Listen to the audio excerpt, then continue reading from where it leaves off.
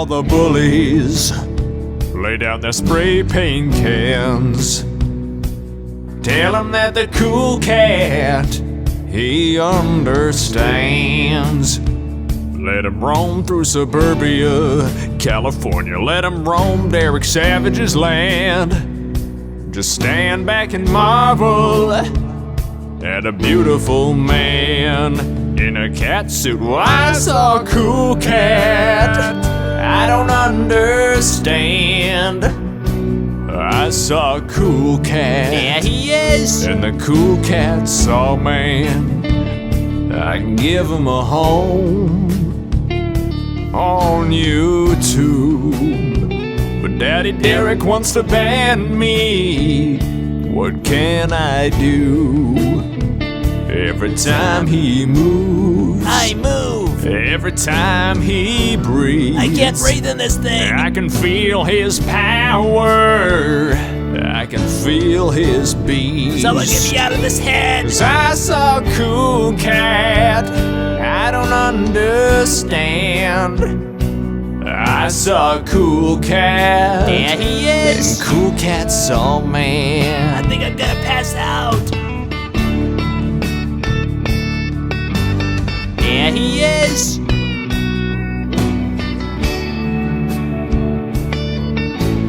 Yeah, he is.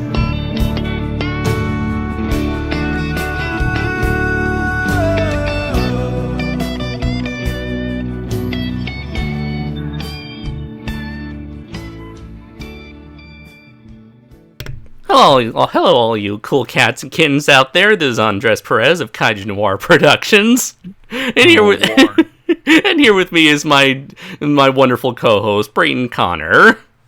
There I am. There we are. And you know, it's been a long ass time since we've done one of these long live streams, and I think you all know the reason why. What has prevented us from doing live streams in the last 2 months? And it was that bitch down in Florida, Carol Baskins. I kind of feel bad for her because now it's like ever since the documentary came out, she's been like memed on to hell and back. Yeah. Because now there's like ever since it came out, now everyone is like fucking Carol Baskins. Yeah, this the Tiger King. Hopefully Soonish. Let's see. One person said, I hate YouTube ads. Okay, so it looks like the stream is healthy. So for anyone in the live chat, can you please let us know if you are listening to our voices?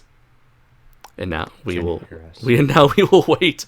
One person said, Cody said, right in the middle of a joke at the beginning of the stream, and it dropped already. Damn gummit! I tell you, it's Carol fucking Baskins out there trying to stop our stream. Blow her up with Draco Azul's lasers. Or just a redneck Draco Azul shotgun. Let's see. I guess while we're waiting for new comments, I'll read some comments. Let's see. People got in on the cool cat, Cray on the cool cat jokes. Quick question, something about Evangelion. Okay, Cody says, I is listening again. You all good? Okay. Hold the fart for a minute, yes. Andres. I'm receiving an urgent call on the bat phone, but I will be back. All right then. Let's see. In the meantime, I'll take a look at these older comments from back then. At the start, let's see. Cool cat loves you. He saves the kids. Indeed. Let's see here. I loved when IHE served Derek his ass. I did too. Let's see. Other people are saying hello. Let's. Oh no, my mom is gonna whoop me. Let's see. We have already know regular people here. We have Zabgoth, we have Jordan Fazan, Juggler, Burmakian Productions. Let's see. Yes, indeed, we did get technical difficulties. For whatever reasons, YouTube Studio is a real pain to work with, because that's why for the longest time I've been using YouTube Studio Classic. Although apparently YouTube Studio Classic, which I use to set up my live streams, is going away soon, and due to the technical difficulties of not being able to preview the stream, and apparently you need to preview the stream in order to start the stream. So I used regular YouTube Studio for the first time, and it's just like a cluster of overload of information that's difficult to manage. Let's see. Thank you very much for the super chat, Bermakian. He's said, you thought this was a super chat, but it was I, Dio! But seriously, let's address the elephant in the room, the C virus. Your thoughts? I don't like it. And that may be a bit controversial, but yeah, he's no good. That's my thoughts. Let's see. Jordan Fazan says, "Thank you for finally getting my name right, Andres." Oh yes, at this point, I feel like we already know. We got a good idea of what it is. DeMichael Jackson Helm said, "Hi, Andres and Brayton. Hey to you." S452 just joined and said, "Well, this was a nice surprise, and on my birthday of all things, happy birthday, S452. Hope you're enjoying your birthday the best way you can given these trying times." Hey, Brayton. So it's somebody's birthday? Yes, it is S452's birthday. Oh, what a wonderful time to have a birthday. Yeah, I had my birthday. I think since our last live stream, I had a birthday in early March, and it was my 21st birthday, and I was really excited to celebrate. And did you celebrate with booze? Oh wait, you can't go to the bar, so that sucks. Also, apparently, this has got to be like this also has to be like the worst. Sorry to interrupt you, man, but I was gonna say this has got to be like the worst the worst time of all to celebrate St. Patrick's Day. Yeah, I mean, drinking is like 90% of Irish culture, isn't it? Right, that's of course. For him. But no, yeah, can we all agree just to accept it and at face value, 2020 so far in the first couple months is one of the worst years in the last God knows how many. in the history of worst the history of worst years. Is the ever worst years in the history of worst years. Let's see. So, Remakian Production asked you for your thoughts, your serious thoughts, Brayton, on the C virus. Because remember, we can't. On the C virus? Yes, because remember, we can't. Apparently, we can't. According to YouTube, according to Susan Wojcicki, we cannot say the C word because we'll instantly get demonetized. Is that right? Why is that? It's not advertiser friendly, I suppose. Oh, okay, I guess. Oh God, the C virus. The CV. Look, the CV, the thing. Yeah, there's a lot of frustration with people being crazy and being over the top and overreacting, but at the same time, the opposite of that is underreacting and paying the price for it later. So be smart and take it seriously and take the precautions that the actual federal government and the CDC are advising you to take. Don't get your advice from grandma. People with no maybe convention runners with no background in anything. Mm-hmm. So yeah, take the advice of actual professionals and look out for yourself and your family and your neighbors and everybody. Don't just blow it off as another flu, because at this point it's very obvious this isn't just another flu that's going to go away when it warms up outside. It's a very different virus. And when the federal government is telling you a best case scenario is if we can keep it like between 100 and 1,500,000 people in the country dying, I think you should take it a little seriously. Right. This is the embodiment of the Mike Stokloska. Oh, you misunderstood. I think everybody misunderstood. Everybody underestimated this, and it's gotten really bad. What, the U.S. is number one in the world for so we're number one, but we're number one in the world for the virus. We're number one. We're number one. USA. So yeah, it's bad. It's bad. It's real bad. Real bad. It's not too hot. A lot of people are not doing too hot. No. People are getting down with the sickness. Ooh ah ah ah. Ooh yes. Ooh ah ah ah. But yeah, this is a big deal. This is a very big deal. Then be smart about it. Exactly. That's all I would say is listen to people who actually are working in the field and not just something you hear on the internet from some Joe Average who right or a certain individual who runs a convention that is convention runner that is performing the worst level of PR since ever on Twitter. Yeah.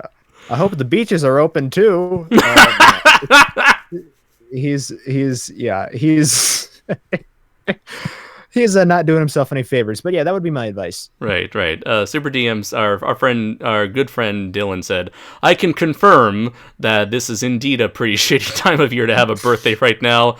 Happy birthday, by the way, Dylan. Ideally, if you want to have your birthday pre-apocalypse, maybe even post, but mid-apocalypse is no good. Right, it's horribly inconvenient. I mean, if anything. Yes. Yeah, so, things have been crazy, and we almost went into World War III. That was in January. Anyway, we thought things cannot get any worse from there. I love all the memes where it's like, what's going to happen in April now? It's like, oh, March is virus in March, and then April, fucking alien invasion's going to happen. Fucking Godzilla's going to show up. Yeah. And for me, so the English conversational school that I work at, closed down in March, along with all the other schools in all of Japan. Elementary, junior high, high school, kindergarten, universities, all that stuff. And so, it ended the sort of school lockdown ended in April, and I went back to work 3 days ago. So unfortunately, I have to go, outside for something other than, food. I started wearing masks for the first time ever this time. And I gotta say, it's a pain in the ass to wear these medical masks because it just keeps fogging up my glasses. Oh, yeah. Yeah. But yeah, it's a necessity. I got my pocket hand sanitizer, my small supply of masks. Yeah. And just kind of struggling to go through everything. Like even every single one of my students so far have all worn masks. So it's like, it's part of me wants to just wish I had like a Bane mask that just show up and confuse everybody. You think masks are your allies? I was born with them, molded by them.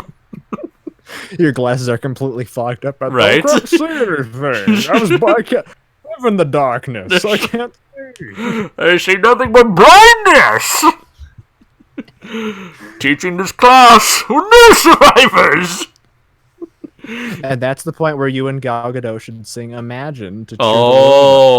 You know what? I gotta say, your cover of the of Icy Tiger is far more motivational than anything those celebrities did.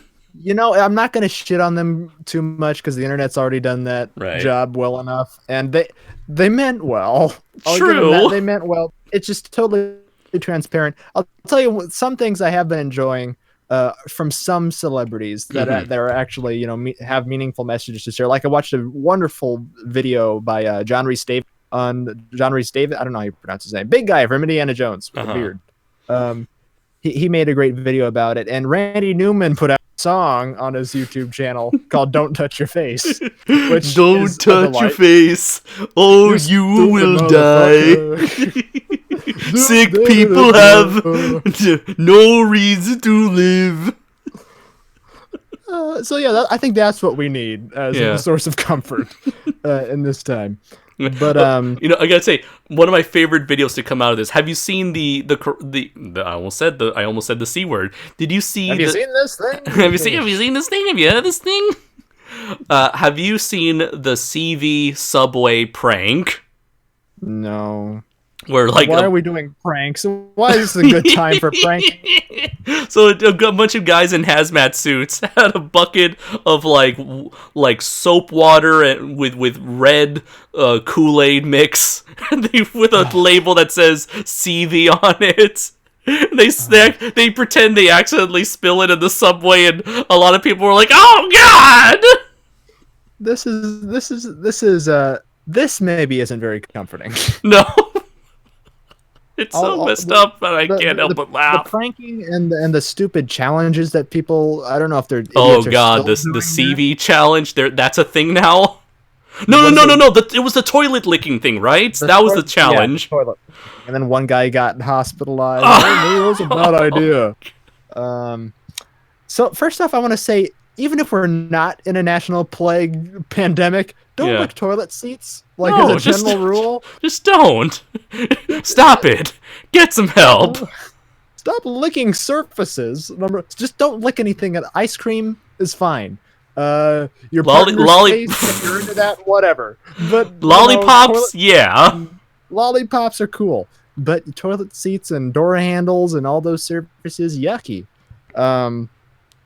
That's my thoughts on it. Just yucky. And what is it? That one supermarket had to throw away $25,000 worth of food because some lady went and coughed all over it, Aw, damn. like purposefully. So yeah, people are getting arrested for that shit, and they should be. This is not a pranking matter. This is not a joking matter. This is literally not a drill. Yeah, it's pretty wild, and it's unfortunate, but what we keep hearing is, the worst is yet to come. It's going to get worse before it gets better. But take steps to help, like, as much as you can. Don't touch your face, as Randy Newman says. Don't go out unless you need to. Right. And if you have to go out, keep your distance from people. Do everything that the CDC recommends. At least try to. What's the buzzword now? Flatten the curve. Flatten the curve.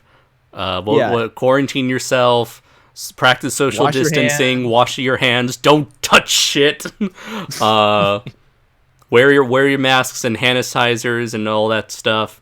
Yeah. Simply no. It's simple. It's like, so I wanted to talk about just briefly like my time in quarantine for the month that I wasn't working. And so for most of the time, I was spent mostly working on a Draco Azul book that I've been working on shortly before the virus kicked in, which is like a novel. It's not technically a novel. It's a novel-length anthology of Draco Azul short stories, and. So I was working on that, but then it's like as the weeks went by, like my sleep schedule just went to shit. Where it's like because I have no work and no other things to do, no real responsibilities. It's like I have no motivation to sleep when I should and be awake when I should. So it's like my schedule, my sleep schedule. Your schedule is usually so routine, right? Based on work and all that stuff. Exactly, yeah. But it's like with nothing going on right now, it's like I ended up going to sleep at like 4 a.m., 5 a.m., and waking up at like 5 p.m., 6 p.m., 7 p.m. So it's like, I'm too sleepy to do anything all day. And by the time it's nighttime, I don't have the motivation to do anything because it's the middle of the night. And I had to take some sleep medicine, some ZQuil to get my internal clock like back on track. Yeah. And shortly I was able to fix that shortly before going back to work again. How's the quarantine life been for you so far? Well, something you said there too with working on your Draco Azul stories. I think that's an important thing too, is to keep. It's difficult, I assume, for people unlike me who have social lives and stuff and go outside. So I'm coping with it a little better, but I think doing something creative and like finding a creative way to occupy your time while at home I think is really healthy. That's what I've been doing a lot. I've been reading a lot. I've been watching a lot of movies. I got the Criterion, what's it called? I think it's called the Criterion Channel, their streaming Ooh, service, nice. recently. Mm-hmm. And I've been watching a lot of different great foreign films on there and a lot of great documentaries they have. So I'm just trying to keep myself occupied and Mm-hmm. trying to keep not find myself in a state of just pure depression, boredom because I can't leave. Right, right. Um, I because def- yeah, I have some health compromising issues, so I can't risk leaving the house and right. going out to Mm-hmm. do stuff. Mm-hmm. Like I still go outside in my backyard and stuff, so I'm not a complete shut in to where I just stay, Mm-hmm. confined in my room. But Right. yeah, I keep a well distanced away from people and don't touch surfaces outside and that sort of thing. Cool. So yeah, don't. I'm trying to put a happy face on it. Don't live like you're living in the end times. Right. Don't buy all the toilet paper. That's another thing. Leave some toilet paper for some people. My God, You don't need it. you don't like that is not the most essential item in the. I mean, it's wipe your ass, but still, I mean, that's not. even if you run out, just go back to the store and get some more. Yeah, and that's the scary thing. You can't now because everybody the pictures, the people from Walmart and Costco's all over the country, the pictures coming from there and the videos, it's just Yeah, sad. there's such a long line. You think they're in line for Space Mountain at Disneyland. No, they just want to get two ply and Charmin. It's really depressing, and yeah, you get a good look at what the human race really does during times of crisis. Indeed, Be yeah. belligerent and have fights in the middle of stores over toilet paper God. and food. Yeah, and it all started. And it definitely started in Japan before it started in America, where apparently some dudes, had a prank where it's like, oh, better get your toilet. It was on Japanese Twitter, I think, where it's like, oh, better get the toilet paper because the Japanese toilet paper factories in Japan just shut down, and everyone was like, oh, that's bullshit. Yeah. But just in case. And then that's how it happened, and I guess same thing happened over in America. My God. Yeah. Is that sort of paranoia that leads from let's get some just in case this happens to let's get it because it is happening. Yeah, and unrational paranoia too, to where the point where I see that's what other people are buying, so I better buy it. And now you have to do it because now there's almost no toilet paper left. In fact, I'm so surprised that it only recently did American stores started implementing the one pack per shopper rule, where we had that in Japan maybe a week or two earlier than America. But yeah, that's the thing. And like you, it feels like there's so much to talk about because it's been so long. It's been a minute since we've done this. Right. Like you, I've also been keeping myself busy with a lot of movies and TV shows. Two animes that I finished were Yu Yu Hakusho Gun, which is like a classic teenage Dragon Ball Z-esque anime from the 90s that I always knew about. It's one of those shows where you grew up knowing it was a thing, but you never bothered to check it out. And then you watch it finally years later, and you're like, holy shit, why have I been missing this from all my life? Oh, yeah. Yeah. I caught up on the recent season of My Hero Academia, which is another anime, but it's about superheroes, kids in high school. I saw this cool anime called Gun Sword or Gun X Sword, where it's essentially cowboys and giant robots, and it's awesome. I finally saw Dark Crystal for the very first time. Oh, nice. How was that? It was very interesting. The story and characters were a little bit the world and the lore and the puppetry is amazing and beautiful and fascinating. But the story and especially the main characters were very generic, very flat for me. But it's I can definitely see what Jim Henson was attempting, and I applaud him. I have so much respect for him for attempting 100% like puppet made fantasy Yeah, epic. one of the most terrifying films of my childhood, right there. Seeing that at a young age, and all these horrific bird things screaming at me. Yeah, it's freaky. But yeah, later in life, I definitely grew to appreciate, and the Netflix series Yes, too. I saw that is right pretty darn good. afterwards, and it's like, holy Yeah. shit, this is amazing. Like this, I feel no disrespect to Jim Henson because the man laid down the groundwork, but Oh sure. Age of Resistance, I feel capitalized on the potential that the original movie had and brought it Yeah. to fruition. Yeah, it's fully realized with all the advancements we have now too, and Yeah. less restrictions. Another movie I saw was Selena, the 19 Oh I want to say gosh. 1997. I want to say movie. Again, like I hadn't seen Yeah. it in like 20 years because like this was like a big movie for me, as like for me, my family and I. Were you a Selena? Or was Can you repeat? Andres? Can you repeat that because you were cutting out? Was your family a Selena fan family? Fuck yes. Like Oh my goodness. back in the 90s, every Mexican family was a Selena fan. It's like asking me, is water wet, Brayton? Well, okay. Now I'm gonna ask you this. Yeah. And again, this isn't any disrespect to her, obviously. Yeah. I'm just curious. Yeah. What the appeal? Because this is before my time. Yeah. I'm not a Hispanic person. You're not? I know. What? This is a reveal. I've been bamboozled. But I am legit curious Mm-hmm. on what the Appeal was? appeal. Yeah, Well- like the huge appeal, like the fact that she was so big. Uh-huh. The funny thing is, it's like the movie itself actually gives a proper explanation for that. The main reason why was that, well, the first off, she was like perhaps one of the first, if not the first, Mexican artists to appeal to both American audiences and Mexican audiences simultaneously at the same time. She definitely had an appeal that kind of brought two vastly different cultures, different worlds together.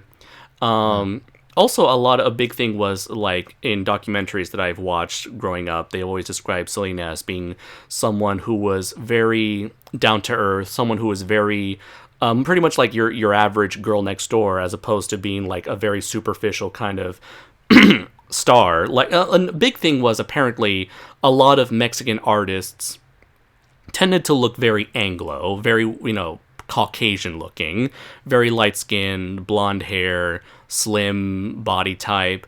And whereas Selena, she looked like a very very natural. She looked like your typical but yet beautiful Mexican woman.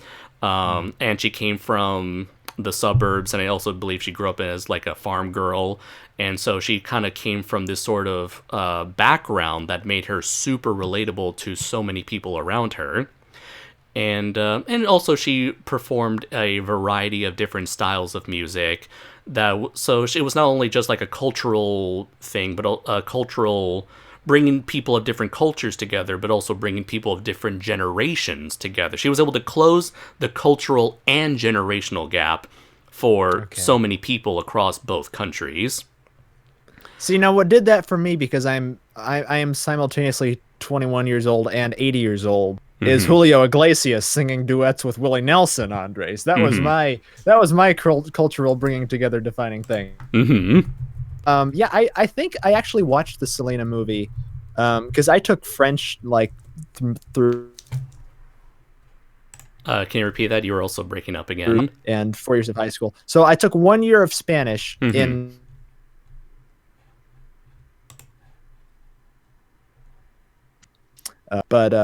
yeah, I'm just not familiar with her like as an artist all that much. And That's a very understandable. it just never connected with me personally. Right. I mean that it makes a lot of sense because for me, I feel like I grew up in like the perfect time to experience Selena because I kind of see her as like the James Dean of Mexican American artists. Whereas she came out swinging, had this great big following, and then like her life was tragically cut short before she had the chance to reach her full potential, I guess you can say. And for me, I was born in 1992. She died in 1995. So like there was that 3-year gap. So like I didn't have any memories of her when she was alive, but her impact stayed with our community for practically forever. So it's like I grew up in the wake of her death. It was because of her death that sort of like, it was kind of like the Heath Ledger, like kind of the Heath Ledger effect, the James Dean effect, where it's like her tragic passing, her tragic murder, death, it kind of solidified her as a tragic legend, and that solidified her fame from there on out. Yeah. And and of course, but I grew up on her music. I like there's always a particular number of songs that you tend to hear at every Mexican gathering, and the movie itself also played a big part in that. It was definitely like a good, decent crash course on like who Selena is and what made her so appealing. Not just as a singer, but as a person as well. And you know what? I was the reason why I saw the movie again was because like apparently like all my friends were seeing something, news or documentaries or the Selena movie on TV around the same time during quarantine. I was like, what the fuck is going on here? But it turned out it was the anniversary of her death, followed by her birthday, like shortly afterwards in early. She died in late March and was born in early April. So, is that right? Okay. Yeah. So I decided to. Oh yeah. This was the 15th anniversary of her passing, I believe. So I decided to check out the movie. I was very nervous because it's like this movie has such a huge emotional and cultural value to my family and I, that I was afraid that it was going to be one of those movies that it doesn't hold up and isn't as good as you thought it was, as your childhood thought it was. Yeah. But I was pleasantly surprised. The movie does hold up. And I forgot that Edward James Olmos from Stand and Deliver was in this movie. He was the dad. He was Selena. He played Selena's dad, and he was amazing in the movie. And how long was the gap between her death and the movie? 2 years. Oh, okay. And I was also surprised the actress who played the mother. She was the same actress who played the mother in the George Lopez sitcom. Oh my God! Really? Yeah, Benny? I was like, wait a minute. Oh, that's wonderful. It's like she was playing a mother. She was playing a typical housewife 10 years prior. But yeah, it's like, that's a very interesting choice of parentage right there. Edward James Olmos and the mom from the George Lopez show. That's wonderful. And but it's like watching that movie. It took me back in time. It's like it felt not only does it feel like a perfect time capsule of the 80s and 90s. In growing up as a Mexican American, it feels like it's the perfect embodiment of Mexican American culture as a whole. Wow. And I would say that there probably hasn't been another film like that since, because we've had movies that featured like maybe Latino characters in America, but they're mostly American for the most part. We've had stories about Mexicans, but it's mostly like 100% Mexican, like Coco or The Book of Life. So very rarely do you ever see something that represents, that distinct, how would you say, that distinct culture of, Mexican American fusion right there. And it takes a very interesting look at it. And so, sorry, Dylan pointed me out. It was the 25th anniversary, not the 15th anniversary. My head is still stuck in, what is it, 2015 or. This is a new decade, Andres. Get with it. We're all dying. It's cool. He also said, oddly, this was the day right after the 1990 Teenage Mutant Ninja Turtles 30th anniversary. And there's this one line, I actually talked to Dylan about this. There's this one beautiful line in the Selena movie where Selena is given the chance to perform in Mexico, because she's gained a small following on the radio within the Mexican American community, but she got an offer to start performing in Mexico where she can expand her audience. And her father, she's like, I don't think you're ready for that, because you don't speak perfect Spanish, and hardcore Mexicans are really tough on you if your Spanish is not perfect. And so he mentions that, hey, being a Mexican American is tough. You gotta be perfect. If your English isn't perfect, the Anglos will jump on you. If your Spanish isn't perfect, the Mexicans will get on.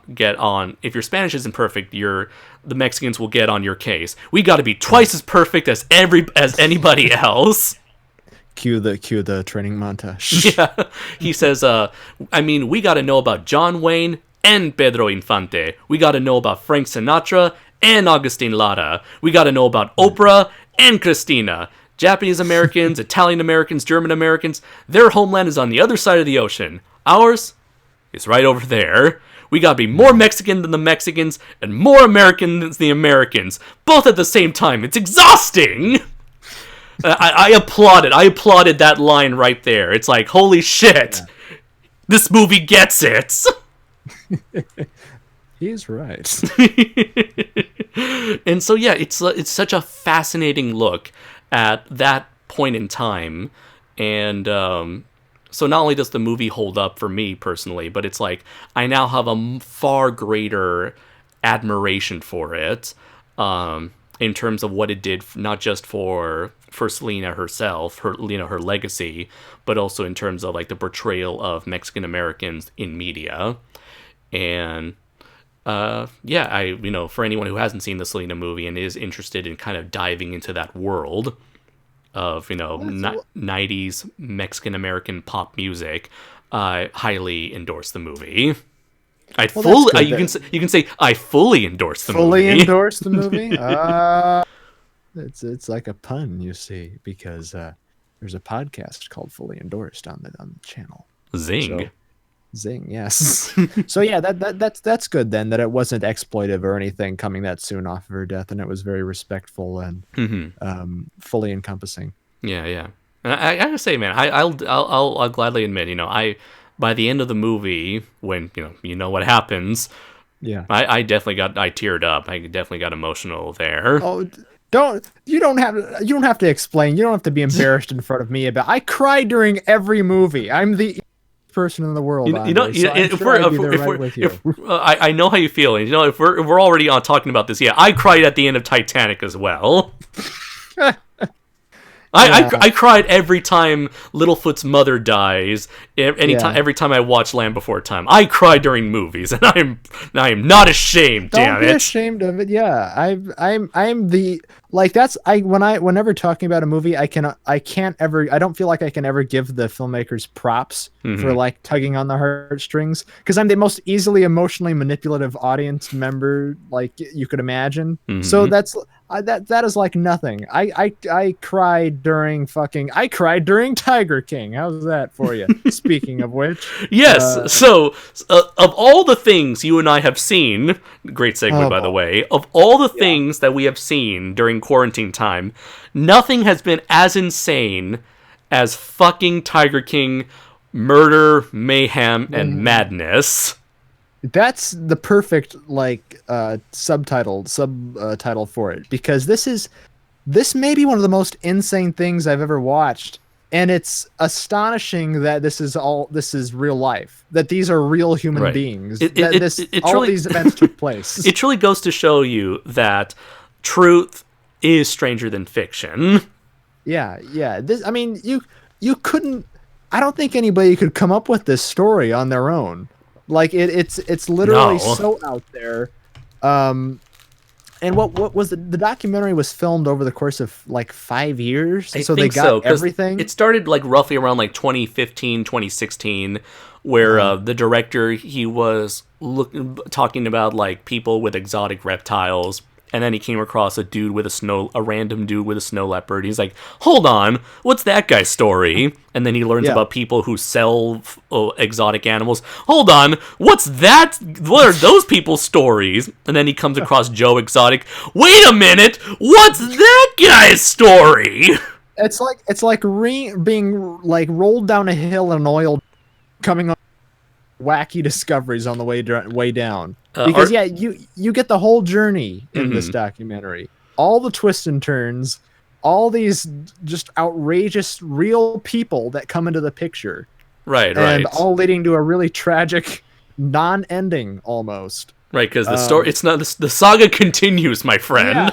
Yeah, to be continued. Dun, dun, dun, dun, dun, dun, dun, dun, dun. This is a better saga than fucking the sequel trilogy. Oh my gosh. Did Ryan Johnson write this? I believe it. All these subverting of expectations. RC asks, is it a documentary or a reenactment? It is a documentary. Nothing is reenacted. I mean, sure, it's a documentary, and, filmmakers naturally have a particular story they want to convey, so certain things are put in different contexts in order to sell a better story, to make you like or hate a particular individual.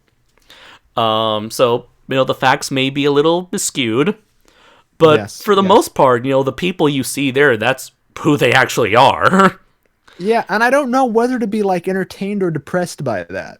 Like, at the end, what was it? The only well-meaning, I would almost say character, because they're all just so unreal. The only like one well-meaning person in the movie is the employee who got her arm torn off. I think most of the employees, they seem to be, despite coming from criminal backgrounds, they seem to be genuinely good people who just want to live their life in peace. Yeah, most of them who don't have teardrop tattoos. Right.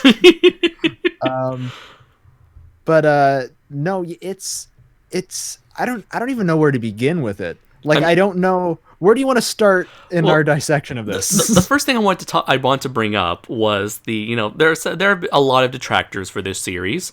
I've seen people who they took one look at maybe the first episode and immediately shut it off, thinking that it's a trashy show. Which I understand. Yeah, it's a trashy show that glorifies trashy people who shouldn't receive any attention whatsoever. I can respect that. I'm not a hillbilly fan, and I'm not a fan, so that was like my impression that I got before I saw the show, which is kind of like I'm not gonna have any interest in. Yeah, kind of like Duck Dynasty. It's like, hey, here's a bunch of backwater hicks hunting ducks. Yeah, and I'm an animal lover, and I don't like the whole profiteering off of endangered species thing. Anyway, so I had a lot of negative perceptions before I even watched the series, and I think it all depends on what your reaction is to the first, because it's very and then this happens, and it's very bingeable, and it's only 7 episodes. Yeah. So it's a thing you can easily I would say you could easily watch in a day, but I wouldn't want to put yourself through that. But you could. I did it.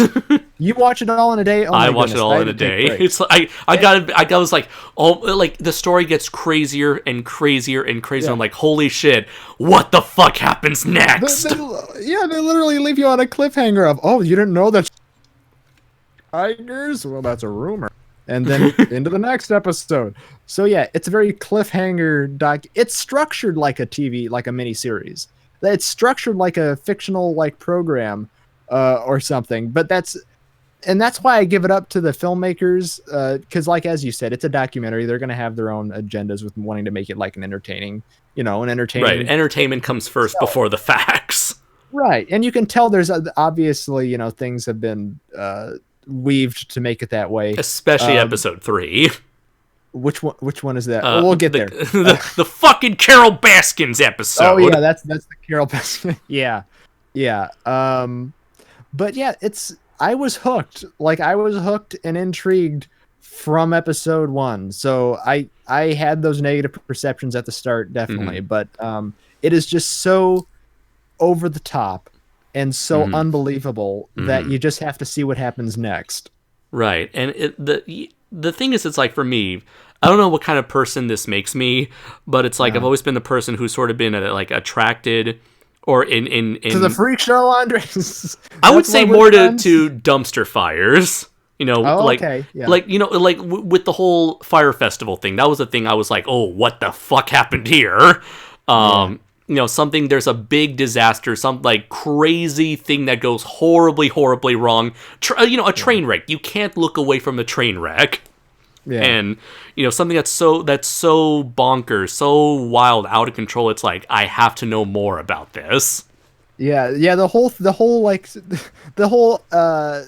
pace of the show is wait, there's more. So not only is he a guy who runs a tiger zoo. He's also a gay, drug-using, gun-toting person in a polyamorous relationship. Polyamorous marriage relationship with people who aren't even gay. With straight people, and he wants a woman who supposedly murdered her rich husband to collect the word murdered, and antagonizes her over the internet by blowing mannequins of her body up and doing spoof songs. This is insanity. That he doesn't even make. He lip syncs to the music, which you didn't even know until we recorded this. I lost. That was the thing that made me lose respect for him. Was that you don't even do your own songs? At least I put on the damn country right. You have more integrity than Joe Exotic. Well, thank you. That's fake praise. But yeah, that disappointed me. But it's just it's cartoonish. It's like cartoonishly unreal. Right. That these are real human beings and not. I listened to Double Toasted's. That's how I found out about it. That's the thing that got me into wanting to check out the show. Yeah, they made like Coen brother parallels. Like these seem like characters from a Coen Brothers movie, but they're real human beings that exist and were filmed for historic preservation. To quote Harrison Ford from The Force Awakens, "It's true, all of it. The tigers, the Tiger King. It's all true." Yeah, and.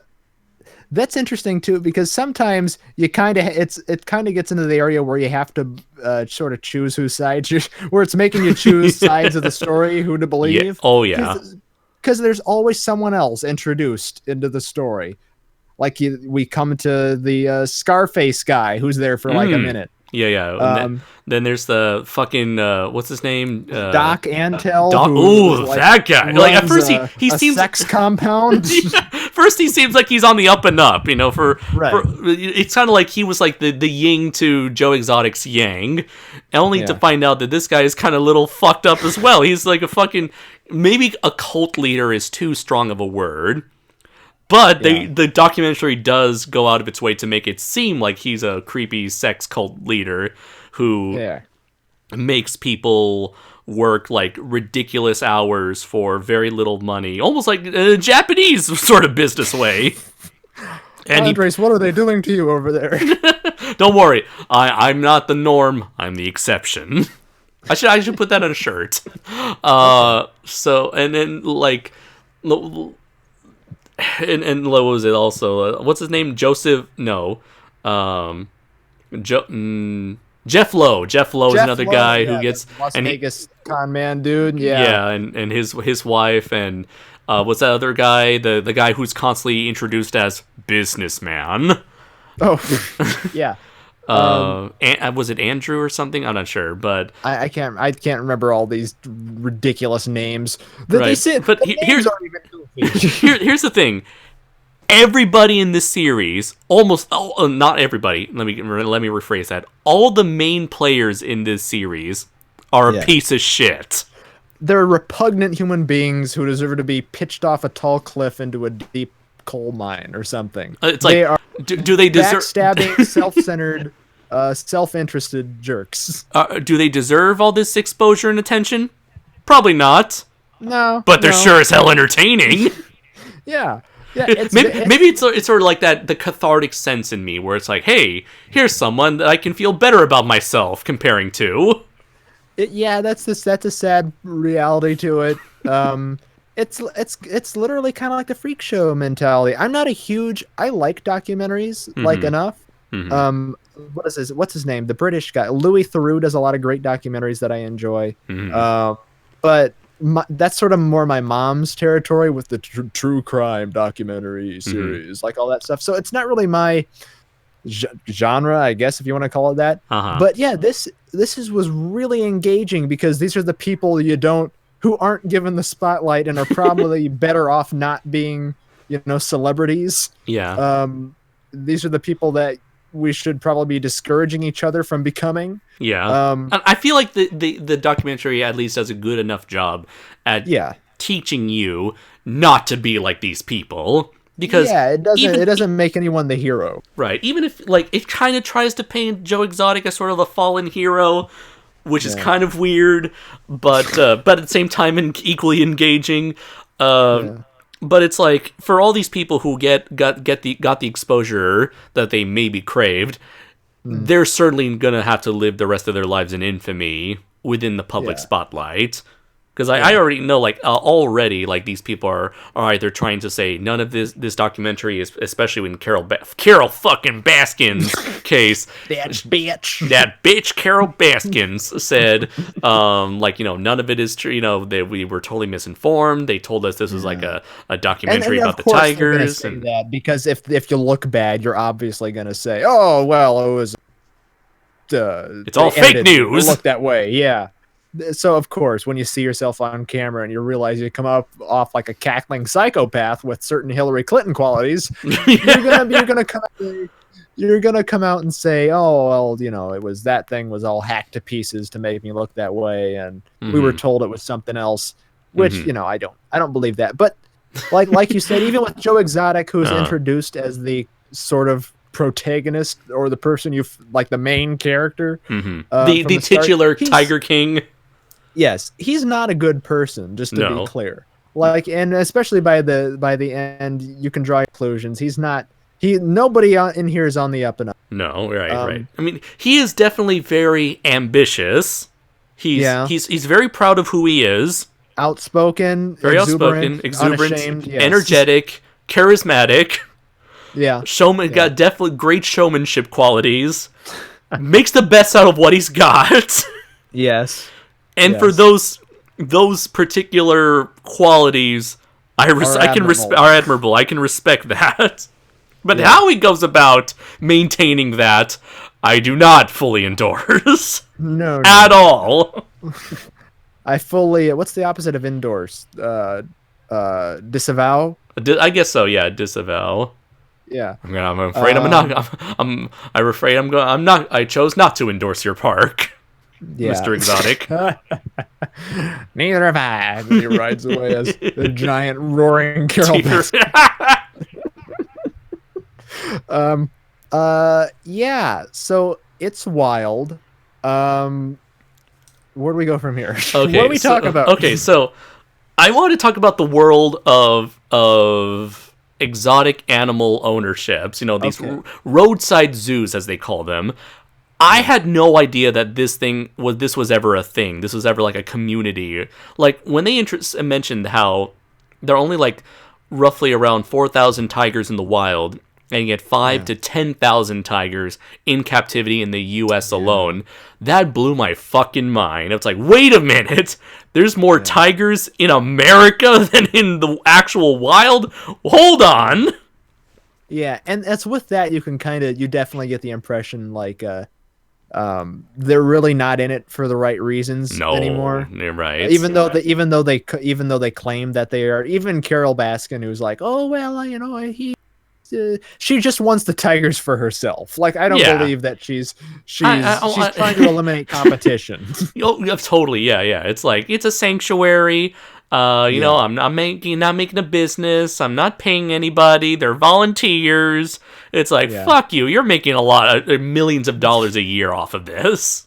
Yeah, yeah, and I'm not picking sides, but again, just saying, Joe Exotic's zoo's a lot better than hers. It's just from a structural and what's the term? On the like a key in a More honest? a more I'm just No. talking more like Uh, aesthetically, it's more well kept than her. Like hers oh yeah, looks yeah. really Very like kind of dingy. It's very much. It's very very small. yeah, The cages, from what I've seen, from what the footage shows us, it's not all that much bigger. Maybe slightly no, bigger due to than the cages that Joe's tigers are in. Only because it's like, hey, she's got less tigers and more space to work with. yeah, and let me be clear. Let me be clear. I want to make myself clear. I really detest this stuff, and these are not like preserves, for No. these tigers. These are literally fucking petting zoos for Yes. exotic animals, and it's horrible and terrible that there are more tigers in captivity than in the Yeah. wild just in this country. And Um, here's the thing. So me growing up in San Diego, the only mhm. zoo I ever grew up with was the San Diego Zoo, Yeah, and it's not to toot my city's own horn here, but you it's a know pretty big deal. it's a pretty yeah it's perhaps the biggest deal in the zoo Yeah, world. yeah, San Diego Zoo got featured in fucking Rampage. If your zoo that's isn't right. isn't featured in a giant monster blockbuster movie with The Rock, then get the fuck out of my face. No, I'm just kidding. So the San Diego Zoo has always had this reputation of being one of the greatest, if not the greatest, zoo in the world. Mhm. Outstanding quality right there. So I never knew what it was like to see a zoo with such and with any qualities lower than that. Mhm. And so it was very fascinating and horrifying to learn of these these roadside zoos where they decided to have, instead of having like two tigers, two gorillas, one elephant, they decided to have as many as humanly possible, and like as many animals as possible. Like there is like the idea is we have a certain amount of space. What's the maximum amount of animals we can keep per square inch of land, and how can we push that even more? Yeah. And what was the one thing? Yeah. Oh, so the biggest moneymaker is people petting newborn cats Yeah. and Pictures and mhm, like posing with them. Yeah. and videos and all that sort of stuff. Playtime with them because Look they're how cool I am. That's a cat. it's a big cat. It's a big kitty. um, Gotta get out of here. and what really shocked me was the fact that they have these adult cats pump out these litters of kittens Yeah. year after year, and they don't keep all the cats because they financially could not keep all of those cats. So what they do is once they get to the age where they cannot pay people to pet them anymore because they're too dangerous, they kill a good chunk of them. At that point, I was Yeah. like, "Holy fuck!" It's a really dark world, isn't it? Like the tiger trade, roadside. That's like I already. That's the thing. I already disliked that. Like I said before, I had my reservations about it because I disliked that so much. Mm-hmm. And this really opens the vault on all that stuff and lets you see firsthand just how sleazy this business is. Right. Yeah, and what he not only has tigers there, he has all kinds of shit. He has chimpanzees there. He's Right. got Bird, what else? Do they alligator. have? We never saw the alligators except after they were burned to a crisp. That's right. Yeah, that was a thing. So yeah, r- just like buckets of mistreatment here for these Right. animals. Not to mention the buckets of expired meat. Oh my God, how delicious all the workers get. All the cockroach infested trailers and the Oh. buckets of meat, expired meat. Now, the one thing, my biggest disappointment with the series is this a sentiment that's been shared with a lot of other people. They don't go enough into the tigers themselves. It became more about the people than the poor Yeah. animals. The thing I was surprised they left out was the actual health of the tigers, because I was very fascinated with with this sort of underground world of roadside zoos. And so I was researching online, and I learned about how all these terrible health conditions a lot of these tigers tend to have. You know, a lot of them are inbred, a lot of them have crossed eyes, a lot of them have, you know, I don't know, are overweight, birth defects, overweight, spine misalignment. Like the ligers have it worse because those are like unnatural hybrid animals, and so they're literally an affront to God, where it's like, oh God, I wasn't meant to exist. Please put me out of my misery. And you know, of course, people make ligers just to say, hey, I got a liger, I got a tiger and a lion to fuck, and they never go. The documentary doesn't go into any of that. I don't know if it's because they were too focused on the people, or because they didn't bother to talk to like an animal specialist to say these tigers are riddled with health issues and would die in the wild if given the option. Yeah, I think that's the thing. I think the documentary gets caught up, as well as the audience gets caught up in just the wackiness of Joe Exotic and all of his wacky friends and that whole story. That again, I don't want to be cynical, but I'm afraid that the documentary, even if they did talk to those people or wanted to explore that, with the way it was going, they thought that would be almost a detractor from the entertainment value of the like business backstabbings and what have you. But yeah, I would have liked to have seen more of that too. It's an entertaining ride, but yeah, there's a huge air of just like depression and sadness that looms over the entire thing, that this is allowed to continue. Right. Let's see. So going back to Joe Exotic, so it's like we talked about his positive qualities. So as for his negative ones, he tries to run his business as he doesn't have a lot of money, and so he tries to, and he idolizes Doc Antle and his high quality, quote unquote higher quality zoo, and so he tries his best to maintain a zoo with the maximum amount of tigers possible for the maximum amount of profit, with the running under the cheapest budget imaginable. Doc Antle said that to properly take care of each tiger, you have to pay about $10,000. What was it? $10,000 a month, I think, for each tiger, something like that, or a year. And so Joe, just to feed them, you have to pay $10,000 a year per tiger. I think I could be wrong there. And Joe manages to spend about $3,000 per tiger instead. Yeah. And he feeds them expired meat from Walmart, roadkill, dead cattle and livestock. A lot of it, he barely pays anything to his employees, which were all desperate people who just got out of prison and looking for work. Who are literally picked up off the street. Right. So a lot of those guys get their first first pickings of the expired meat truck. I think he pays them like $100 a day or $100 a week or something like that. I thought it was $100 a week. Yeah, that sounds right. Let's see. I mentioned the whole thing about having these tigers give birth to as many kittens as possible, make the most out of them through those petting and photo ops, and then does what he does with them once they outlive their usefulness.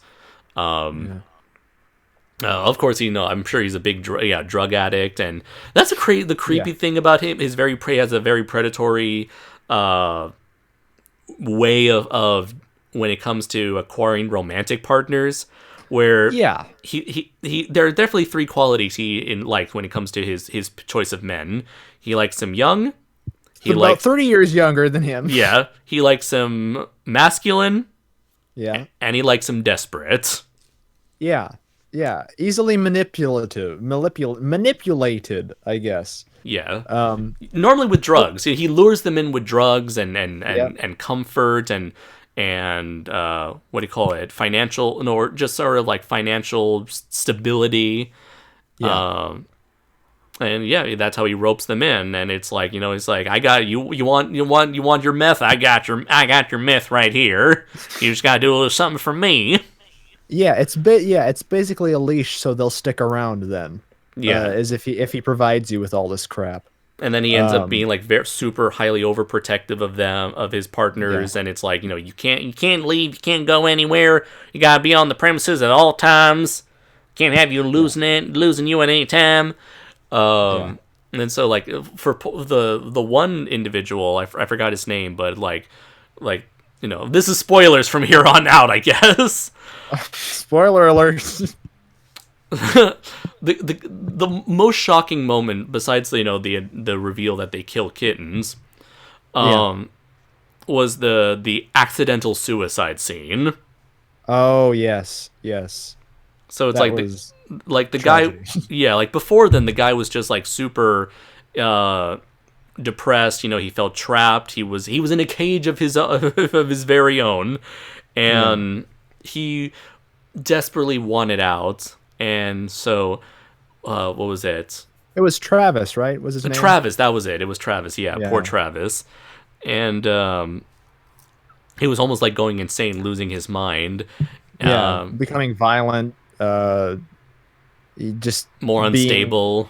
Yeah, and it all came to a really this documentary definitely has a lot of those really heavy moments in it, and that was maybe the heaviest.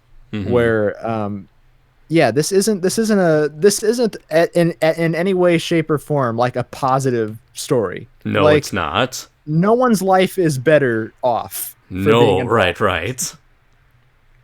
And him losing his life like that again by freak accident. Yeah, it's like, it's like, hey, dude, stop! Don't put. I told you, I don't like guns pointed at me. Oh, it's not gonna fire. There's no clip on it. See?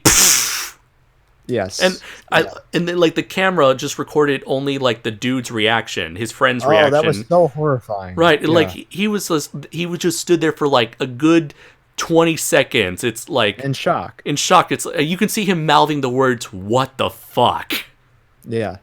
Did I just see a man blow his brains out right before my very eyes? What the absolute fuck?" Yeah. Yeah.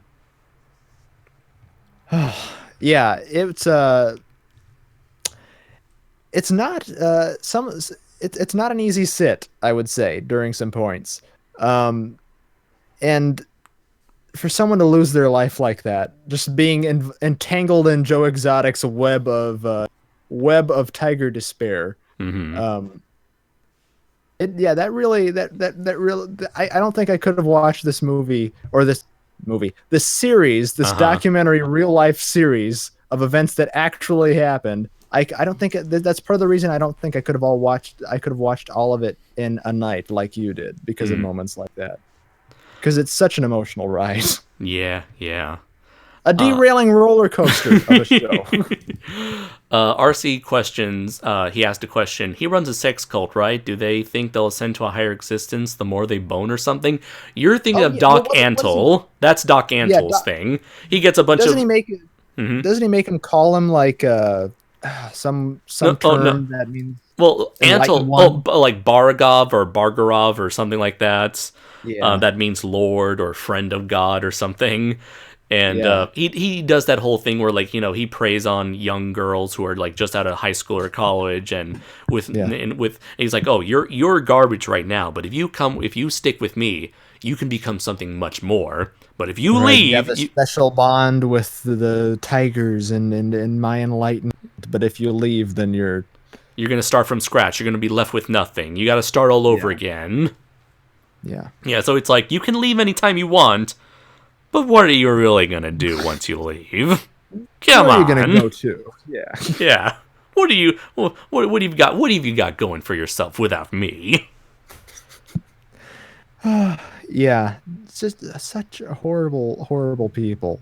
Right. Yeah, and we kind of touched upon like Carol Baskin, where it's like she had a rich husband, and the rich husband Yes. was planning on divorcing her back in the 90s and taking most of what he had with him, not leaving her with barely anything at all. And so he conveniently disappears one day, Yeah. and everyone Wasn't there something in the will, like in this case of my disappearance or something?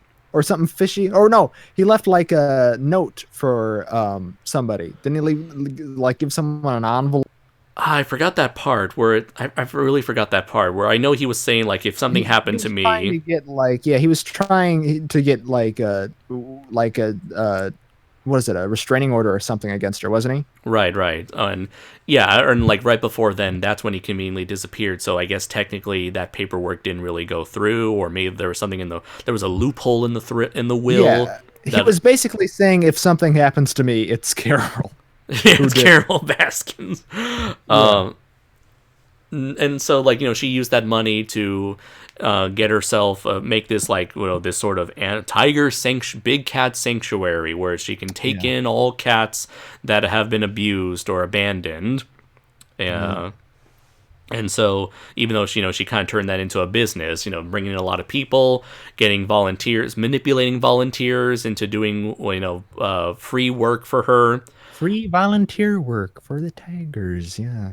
And she doesn't know anybody unless they've stayed for like 5 years, so she doesn't even know who works under kind of works under her. That was pretty telling, wasn't it? Yeah, she has very little care.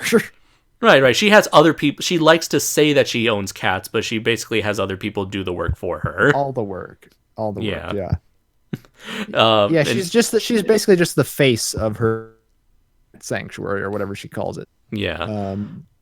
Let's see here. Godzilla Fan 95 says, I honestly hate both Doc Antle and Joe Exotic. Honestly, my biggest problem with all of the private zoos and habitats are the low quality and terrible treatment. Yep, indeed. I think at the very beginning, Joe actually cared about animals, but over time he became more and more corrupt. Yeah, that definitely seems to be the narrative they were pushing there. And Shoma said, funny how the former drug kingpin is the only decent person on this show, relatively speaking. Yeah. The guy who's supposed... And he's not there long, too. He just sort of pops in and pops out. Yeah. He was probably too decent for the show, and they're like, we're not going to focus too much on this guy. Yeah, it's funny. Like they went out of their way to try to get break into his thing, and they had he had like maximum security. You couldn't get in, and then he's there for like a minute. He's there for a segment, right? And apparently he was like the inspiration behind Scarface, which I thought was really cool and interesting. When he's not quirky enough in comparison. Right.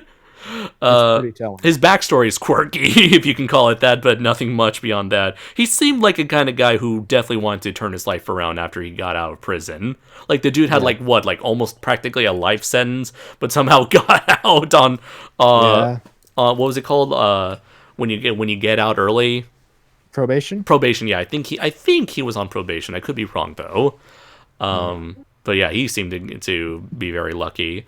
What was it? I mentioned, going back to Carol Baskins, it's like, everyone likes to assume that she killed her husband or fed her to the tiger. Do you know that a tiger's stomach is so acidic that it can dissolve a bone and shit? It's like... Wasn't there the thing, hey, maybe she put her in the meat grinder. And then maybe he put her in the septic tank. In the septic tank, I don't know where. He photoshopped his eyes and mouth on the dead husband. Hey, Carol, why don't you let them check me out in the septic tank? Let me out, Carol. This guy has like no...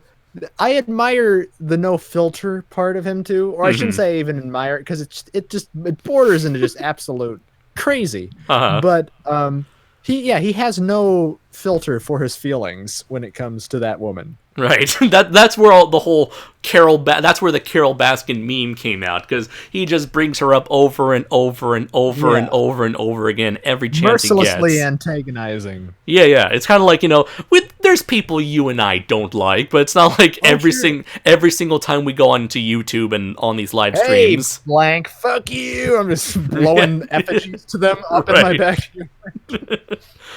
Oh man, and we don't let hate consume us that much, but this guy is like One of the fun things is what he says at the start is like, that woman's obsessed with me, and then you cut to him like with building dummies of her and shooting them, and I want her head in this jar. It's nuts. These people are in need of serious help, and I don't think they're gonna get it. No, they're not. Yeah. And even if he does somehow miraculously gets pardoned by the fucking president, By fucking Trump, of course. by the fucking president of the United States, he's not gonna change. No, and that's the sad thing. He's probably too, gonna get put back in jail for some new shit. That's the thing I worry about with like the whole turning these people into celebrities too, or that I'm a little weary about, is that there might be fans like those idiot hick fans of theirs from the documentary who are like, yeah, who want them to keep on doing what they're doing and Just so antagonizing them further, just so they can laugh at them even more. It's like, okay, no, that's too far there. Yeah. So I don't know what the eventual outcome of all of this is going to be. If he does get pardoned, I don't know, because apparently he hasn't seen the documentary yet, because he's in fucking jail.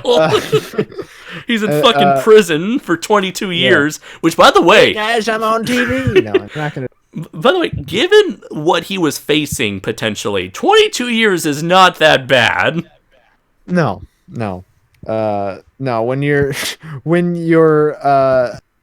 When you're facing all these charges, not only the murder for hire thing, but also all that's the big deal right there. That the whole thing that's they tell you at the very beginning of the episode, so it's not like it's a major spoiler. He paid someone to kill Carol fucking Baskins. Carol fucking Baskins. Yeah. And allegedly, but the guy didn't go through with it, and instead everyone just teamed up to take him down. Yeah. And now he is set on just airing out everyone's shit. So it's like, by putting him away, they've only opened up Pandora's box potentially.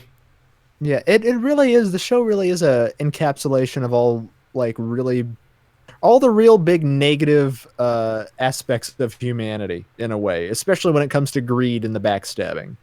Because nobody's even the people who work to turn him in, their intentions aren't good. Like Jeff Lowe. Yeah, he just wanted him. He wanted the part. That was that was like the scummiest thing, perhaps. Like, I don't know, business wise, where it's like he made himself out to be a millionaire. Joe was in trouble, and he's like, "Hey, I got your back. I can financially back you up. Just gotta put the zoo in my name." And so he puts as he was being sued by Carol Baskins for apparently copyright infringement, because he just couldn't help himself from antagonizing her further, pushing things too far. She sued him. He went to Jeff Lowe, or Jeff Lowlife, as I guess you can call him. He got the Joe Exotic's park in his name. And then it's revealed he has no money practically. He's a phony, a big fat phony. And so it's like, it's my park now. I can do whatever I want. Now I just got to get rid of this guy. Oh, and that's the thing. That's around that time when Joe Exotic was running for president, running for governor. He's spending a lot of Jeff Lowe's money from the zoo, and that's when Jeff Lowe, it's like, okay, you were embezzling money. You're going to jail.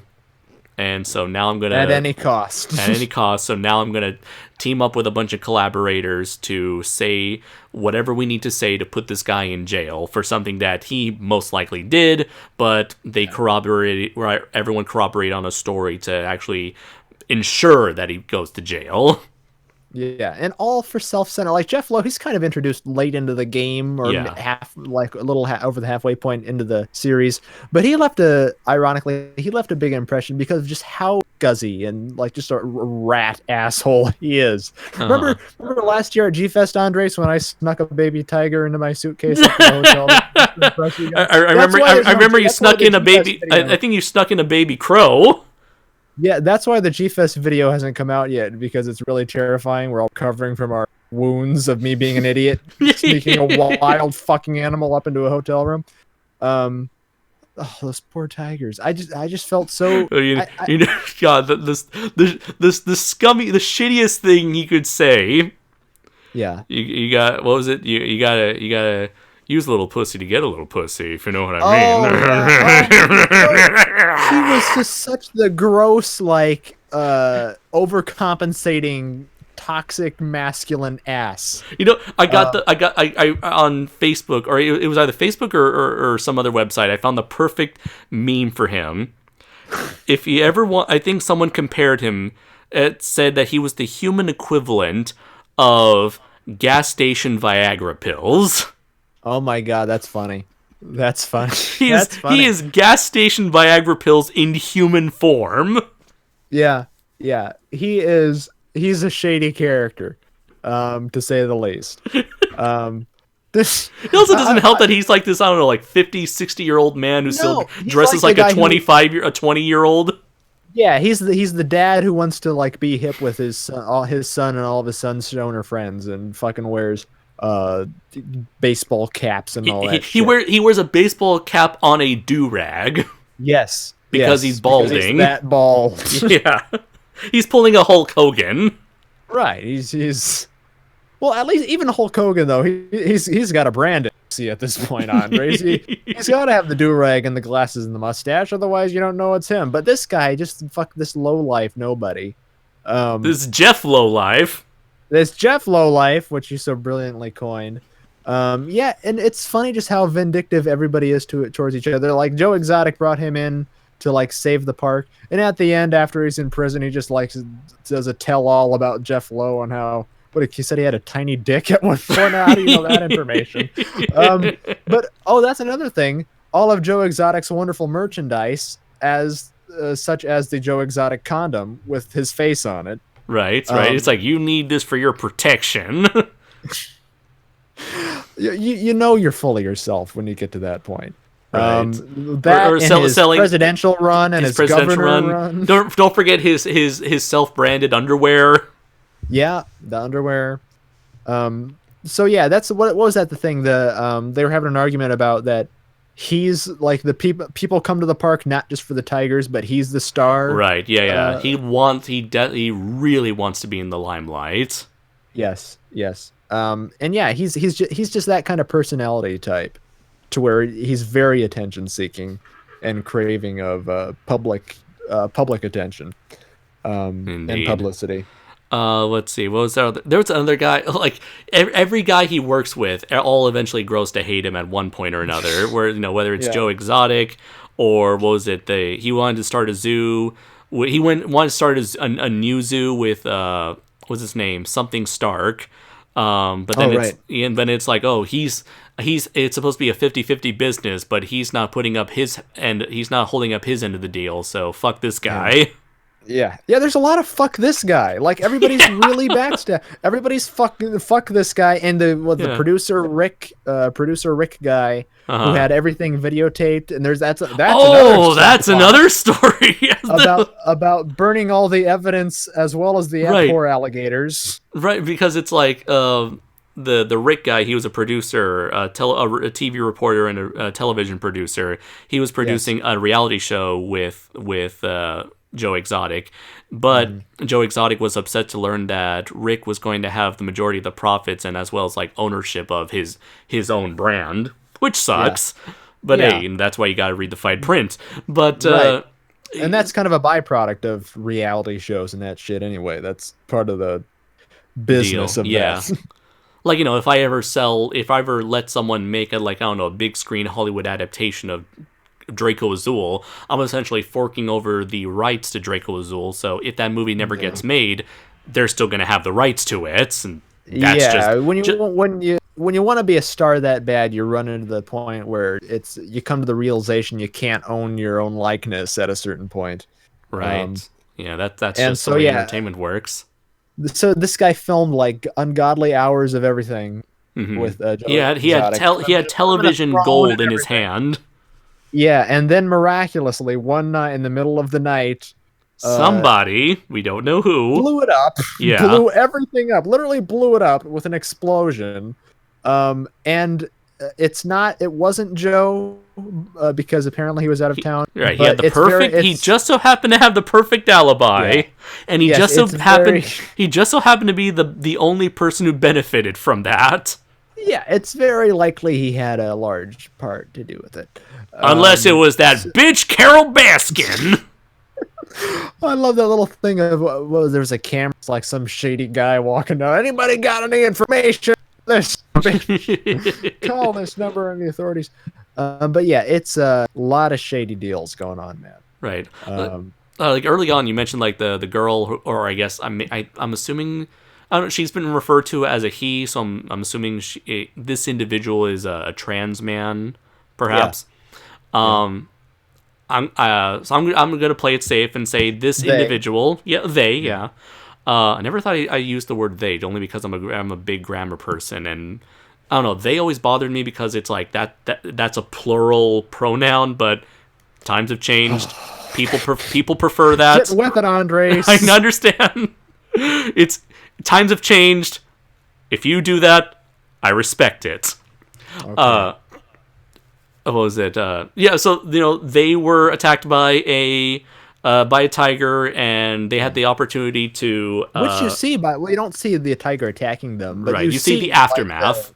Yeah, and It's very censored. chilling. Yeah, it's censored, but you can tell it's still, Like this is like the raw aftermath. This of is it. But so they had the option of staying in the hospital for months until the hand is repaired, but to save the reputation of the zoo, they were willing to say amputate it. Yeah, and just go so I back to can work. go back to work and show everybody that everything's all right. And I was like, that's kind of like the scary amount of like influence that Joe Exotic would have over people. That was their decision. Mm-hmm. Maybe they weren't manipulated into doing so. Yeah. But you can't help but think how much of that was Joe's influence. Yeah. Yeah. Yeah, he definitely had he had a stranglehold on all it felt like. Mm-hmm. And that just got worse with the more with the guy trying to film the reality show and with the Jeff Lowe coming in. Like if it didn't suck enough to be working for him in the beginning, living in rat infested mobile homes and eating expired meat out of a truck, with the business deals and the new business partners he brings in treating you like crap. Not a guy to work for if you love animals, number one. No. Not a business to be in if you love animals. Not a guy to work for, period. If you don't like, especially if you don't like people. Yeah. The worst kind of people. But yeah, his workers and his campaign manager, also. Who was a Walmart manager. Yeah. But he seems to be like the most normal guy of the bunch. He's so just an average. Literally, you could see him an average Walmart worker. That's basically him. But who said I'm a libertarian, so essentially fuck the government. So fuck the government. Didn't he say his dream though was he said, "Oh well, they offered me to be a campaign manager," and I was like, "Well, that's my dream." I was like, that was a little weird of a statement. You don't judge, Braden. I'm not judging, but I'm saying to go Walmart to a campaign manager, you're going big time. But no, everybody who just gets drawn into Joe Exotic's orbit, all these rich people, who prior to meeting him could have gone on and lived perfectly average, normal lives at Walmart, get sucked into this madness. Yeah. And it seemed like a good idea at first to just do it as a publicity stunt to boost attendance at the zoo. But you'd think after the presidential thing, it didn't actually work. It actually, did more harm than good in the end. So you'd think that he would have stopped after running for president. Yeah, well, that's the thing. I don't know if he's just that dumb, or if it's really ego. just him. Yeah, it's him wanting the attention for him more so than his park at that point. He just wants the publicity for himself. Right. And the funny thing is, this was the 2016 presidential campaign, and the governor campaign was right after that. Given the madness that we had with Trump, there was a good possibility that with enough exposure, especially now with the documentary, he There could was a have. worse option. But I do love his political his little video he filmed, then his tiger. Yes. I'm not wearing a suit. I'm gay. I love guns. Deal with it, motherfucker. There's a bitch down in Florida who's trying to sue my ass. I'm broke as shit.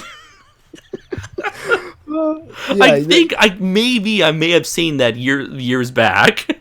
I had no idea. Of this. But yeah, apparently that was popular because they show clips of him being the clip being on like John Oliver and stuff. Right. You know what? He reminds me so much of like in terms of like joke campaigns. It reminded me of that one dude with the boot on his head. If you know him, Vermin Supreme. Vermin Supreme. Yes. Yes. Everybody gets a pony and mandated toothbrushing. Right. But yeah, he's. Yeah, I want to see a presidential debate with Joe Exotic and Vermin Supreme. Oh God! Don't give me hope. It's not like we don't already have that much of a clown circus show with current politics. Yeah, I mean, yeah, that's the thing. By the way, hey Crooked, nice to see you finally on here. Oh well, yes, yes. If Crooked, I'm curious about Crooked's opinions on it. If he has seen the documentary, he's pretty wild. Have you seen the Tiger King documentary series he had, Crooked? Yes, and if so, I want an animated version of Augustine meets the Tiger King. Oh God, you know that he's already. Crooked says Joe Exotic loves the 3 G's: guns, gays, and God. Vote Joe Exotic. I don't know. He doesn't exclusively love the gays. He definitely goes for the straight people also. He likes the desperate straight boys. Yes. Yes. Who are 30 years younger than him. I mean, that's that's no good. No, I don't know. Hey, I'm not sure if I should judge on the age gap, but it's something that makes me uncomfortable. Admittedly, I don't know how much. Yeah, sorry. Go ahead. At the end, you get to, I don't remember if they were married or not, but his boyfriend or husband at the end who he ends up with, who actually does seem to care about him, and is just so emotionally distraught at the end of this thing, getting calls from prisons and letters. Yeah, it's just, I just feel bad for everybody that got involved with this guy. Like, as entertaining as he is, nobody. I said nobody's life is better because of him. Right. Oh, here's the thing. You want to hear the crazy thing that I heard that was excluded, that wasn't included in the documentary? Joe Exotic has had a total of 5 husbands in his life. Oh gosh. The first one, I believe, died of an overdose. The second guy went to prison, and the other 3 are the people featured in the documentary. Yeah.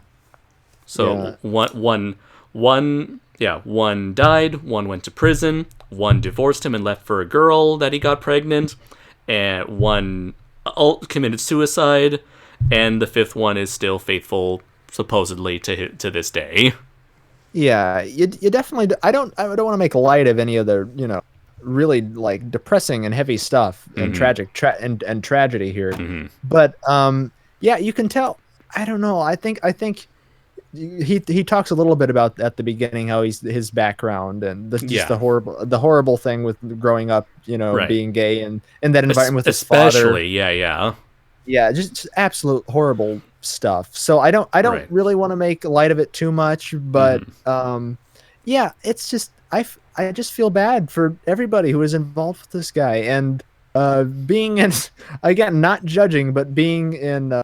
I could believe that he had 5 husbands because there's already 3 featured in the documentary, and not making fun of people in those kinds of relationships. It's a little weird to me, but you do you. Right. If you all want to be, and if you're all in love with each other, go at it. But yeah, I don't know if they were in love with him or not, or they just wanted they wanted his meth. That's all. Some people want the D, they want the M. They want the D, and the D stands for drugs. I gotta say, you just gotta be really sadly desperate. I mean, if to not be gay, to not want to get married and to go that far just to get drugs and work for the guy. Like, I don't know if they cared about him or not. I get the sense that the guy he ends up with at the end cares about him because of just like how emotionally distraught he is at the end.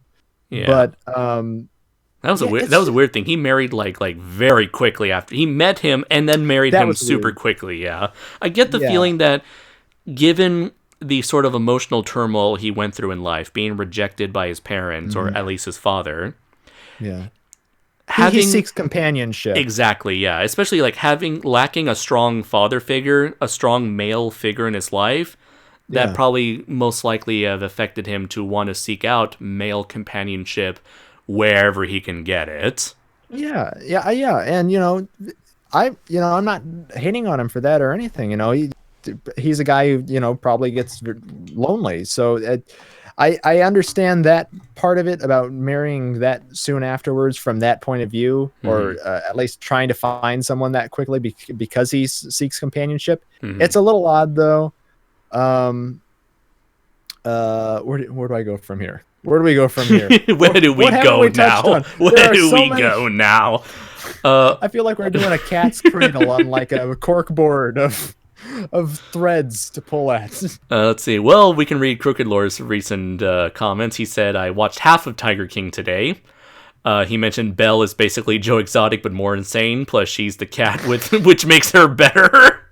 That's true. That's fair. Well, she doesn't abuse cats. She is the abusive cat. She's the cat that does the abusing. Yeah. Crooked Lores also said the American Dad crew made a drawing of Roger as Joe Exotic. You know what? That's a good thing. Joe Exotic sounds like a persona Roger would make. That's how crazy this guy is. Yeah. Yeah, it's crazy to think that this is an actual human being. This isn't like a Sacha Baron Cohen character. No. This is a real human. And Shoma says, if you're all in love with each other, go at it. Brayton Connor, Sexual Maniac 2020. Hey, well, go right into it. I'm not hating on any. I'm not trying to perturb you. If you all love each other, that's great. If a lot of people love each other, the world would be a better place. What the funny story? Yeah. I don't want to joke about it, but do you think Joe Exotic's having that feeling of everybody betray me? I'm fed up. Oh no! Well, I'm fairly certain that he did, and that's why I'm going after all you motherfuckers. Yeah. Let my story be told, the whole truth, then you'll see. You'll all see. You think in 20 years or so, because of at least, I don't know how long this is going to go, because with internet culture, and memes and all that shit, people have like such short attention spans and talk about things. But do you think in 20 years if he's still alive, we'll get a follow-up? I hope to God so. Because when I'm on the verge of my 50s and he is on the verge of death, I want to hear everything. Everything, yes.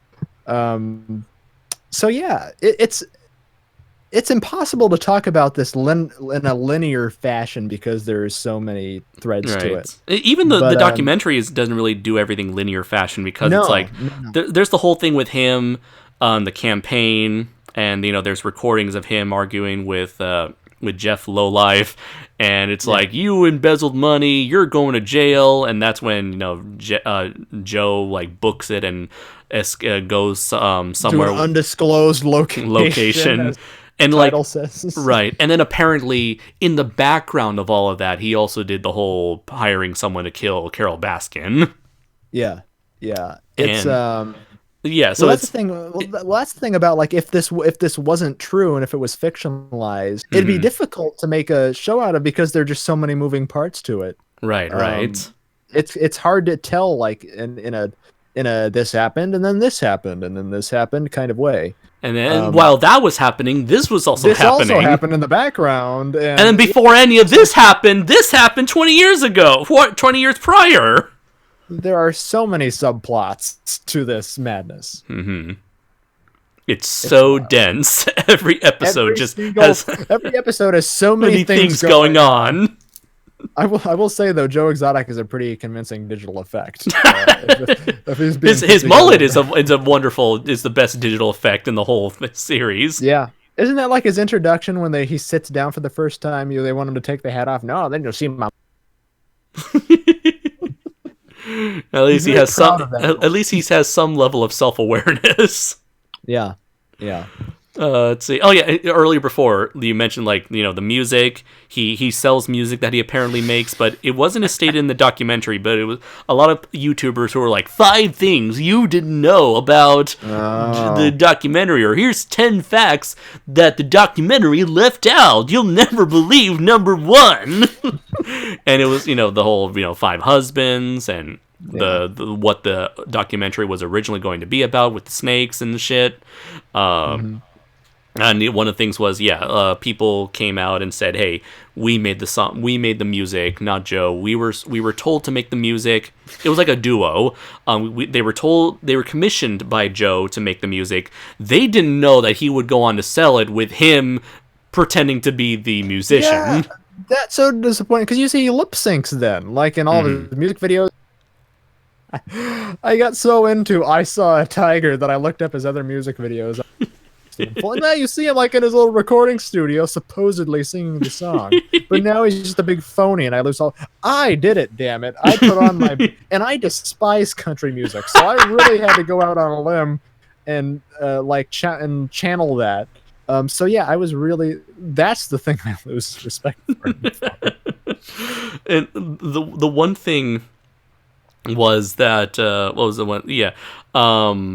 He's both Millie and Vanilli. That's the thing. Yeah. He is Millie Vanilli for anyone out there who still remembers them. That's the thing. The further we get away from the 90s, the more frightening it makes me realize that like a whole generation of people are not going to know the people that we like to talk about.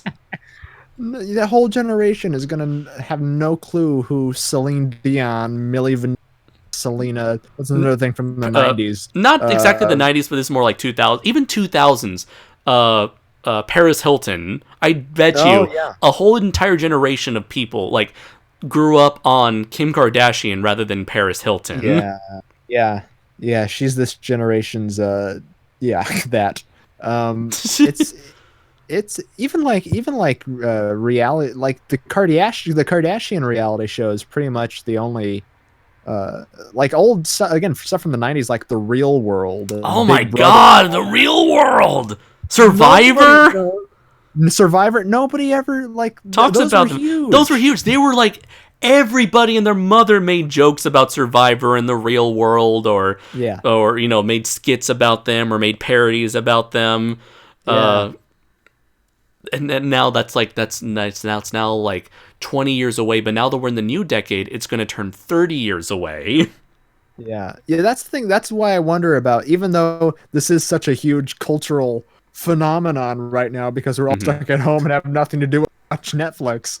And Netflix came to the rescue with this crap. I do wonder if people will remember it like in 10 years or even 5 years, or if like the memes will preserve it. Is that a thing? Do memes have that sort of historical value to where they can preserve pieces of media? Definitely don't forget. Definitely in the case of Shrek, there is. Oh, and Robbie Rotten. And Cat in the Hat, my favorite. Cat in the Hat, yes. Cat in the Hat and the baseball bat. The greatest thing. The cat with the bat. Let's see. Joe Exotic kind of seems like a stupid Mike Myers Cat in the Hat character, like he'd play for 3 seconds in that movie. Right. But no, yeah. I wonder if when his jail sentence comes up, if he's still kicking, or if he's fucking pardoned, if people are gonna right after he gets out and hi everybody, if nobody. Oh god, yeah, he's gonna try to attempt to sell another album to capitalize on everything. Yeah. I saw prison, and prison saw me.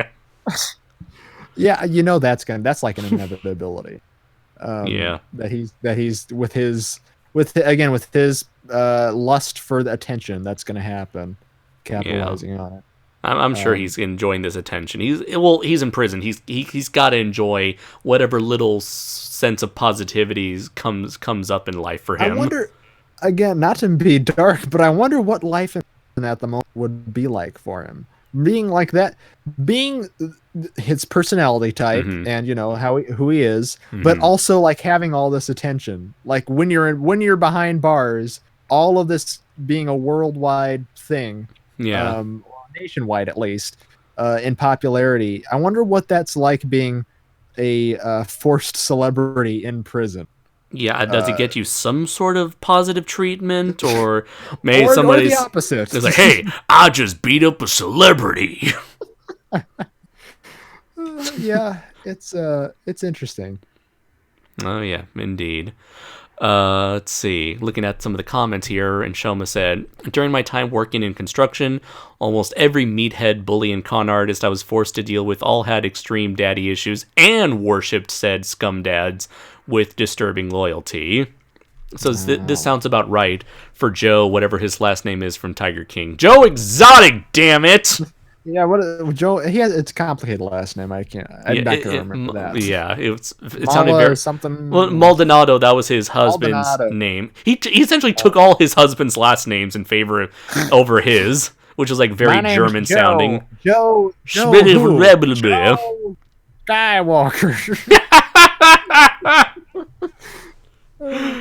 Let's see. Crooked said, am I the only person who likes country music? Yes. Yes, you are. I'll be specific. I don't like modern country music. Like old stuff like Johnny Cash, Willie Nelson, Waylon Jennings, George Jones, that's fine. But like modern CMT fucking country music, gonna take music. My horse to the hotel room, gonna ride again. All that stuff I can do without. I can do without country pop. I hate that stuff. Even Achy Breaky Heart. Oh my god, Billy Ray Cyrus, Garth Brooks, and Reba McEntire were like the horses of the apocalypse on country music for me. Oh, now you're breaking my achy breaky heart, Brayton. No, I'm just kidding. Who are you defending of that bunch, Reba? No, she had a show. You see, like if I grew up in the Tex-Mex community, maybe I would have some what you would call it, some affinity for country music. But no. In SoCal, where I grew up in, none of that. I did not grow up on any sort of country. The only country music I probably ever knew most of all was, and I'm proud to be an American, where at least I know. Every monster truck show I went to, they played that song and blasted at the beginning of every Monster Jam. Yeah, modern country pop and like Christian rock are like they're grouped together. Or like if I ever get like an ulcer or something from music, it's gonna be one of those genres. But no, Crooked, don't feel so alienated because I do like the older country music. I like folk rock, but and I like Joe Exotic's wonderful music, Lies, his Lie of a Library that created. I can't believe he didn't sing to hear Kitty Kitty. He put so much work into that diss track. You know what? Maybe he may have been a co-writer of the song, so maybe we can say they are his songs after all. Well, then again, that was the greatest diss track since Randy Savage's "Be a Man" hook. Be a Man hook. Tell me, I was in fucking Spider-Man. You're in Suburban Commando. So yeah, if he's not even gonna, if he's not even responsible for that, I lose all respect for the man. But that was a pretty good Carole Baskin lookalike he got. Yeah. I thought that when they were showing that in the documentary, I was like, wait, that's actually her. But no, it was a lookalike. Right. If they ever met each other, it'd be like King Kong versus Godzilla all over again. You know that? Remember that shot from the movie where like they're running towards each other in the forest? They're both puffing out their chests. Quick, Joe Exotic, grab her tail as they roll down. The Creature from the Black Lagoon soundtrack playing in the background. There's inevitably gonna be like fan art of their epic battles with anime lines drawn all and Right. Dragon Ball Z lasers. And JoJo style Yes. letters just like shaking rumble rumble rumble rumble rumble. Yeah, I have no doubt that's going to be made if it hasn't already. Yes. One of the greatest anime rivalries for sure to go down. Totally, man. Yes. In fact, okay. So I know you just got into JoJo, so you don't know this meme yet. Hold on. I didn't get into JoJo. Oh, sorry. yet. You're barely. You're on the grasp. You're on the cusp. You're on the cusp. I experienced one out of order episode of this madness, and I'm intrigued to maybe see more. So there's this. Let's be fair. So there's this particular meme, where there's this particular page in the manga where the main character and the main hero are dramatically walking towards each other as they get ready to throw down. And so, as through this over-dramatic walk, that's how I imagine they're going to that Joe and Carol are going to eventually encounter one another through the dramatic walking towards each other. Yeah, they've never met. I don't know. Remember if it was. You cut out just now.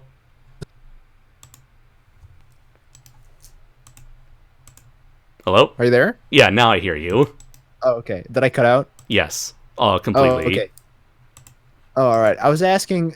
I don't know if it was made a point in the documentary, but yeah, they've never met face to face, have they? Carol and Joe Right. Exotic. Never met face to face. So it's purely this horrid rivalry stems purely through he said she said stuff and legality, long distance legalities. Right. So And it's not like they ran into each other and she stole Joe's tricycle as a child. Right. It's not like she's been an enemy of the Joestar family for generations. And only now is the Joe and the Tiger Crusaders going on a journey to get her. Joe and the Tiger Crusaders. I think you have if this Drake was old, Joe and the Tiger Crusaders. And I just shared with you that image from the manga. Oh my god, let me oh my god. That's about right. So it's come to this. Yes. There's one of like the Joker where he's just a parody from like the new Joker movie where he's dramatically walking towards the steps. Oh yeah. Yeah.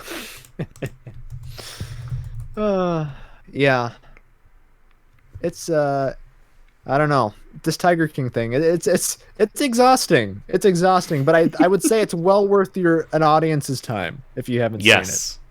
Always. Just to stare at the freaks. Yeah,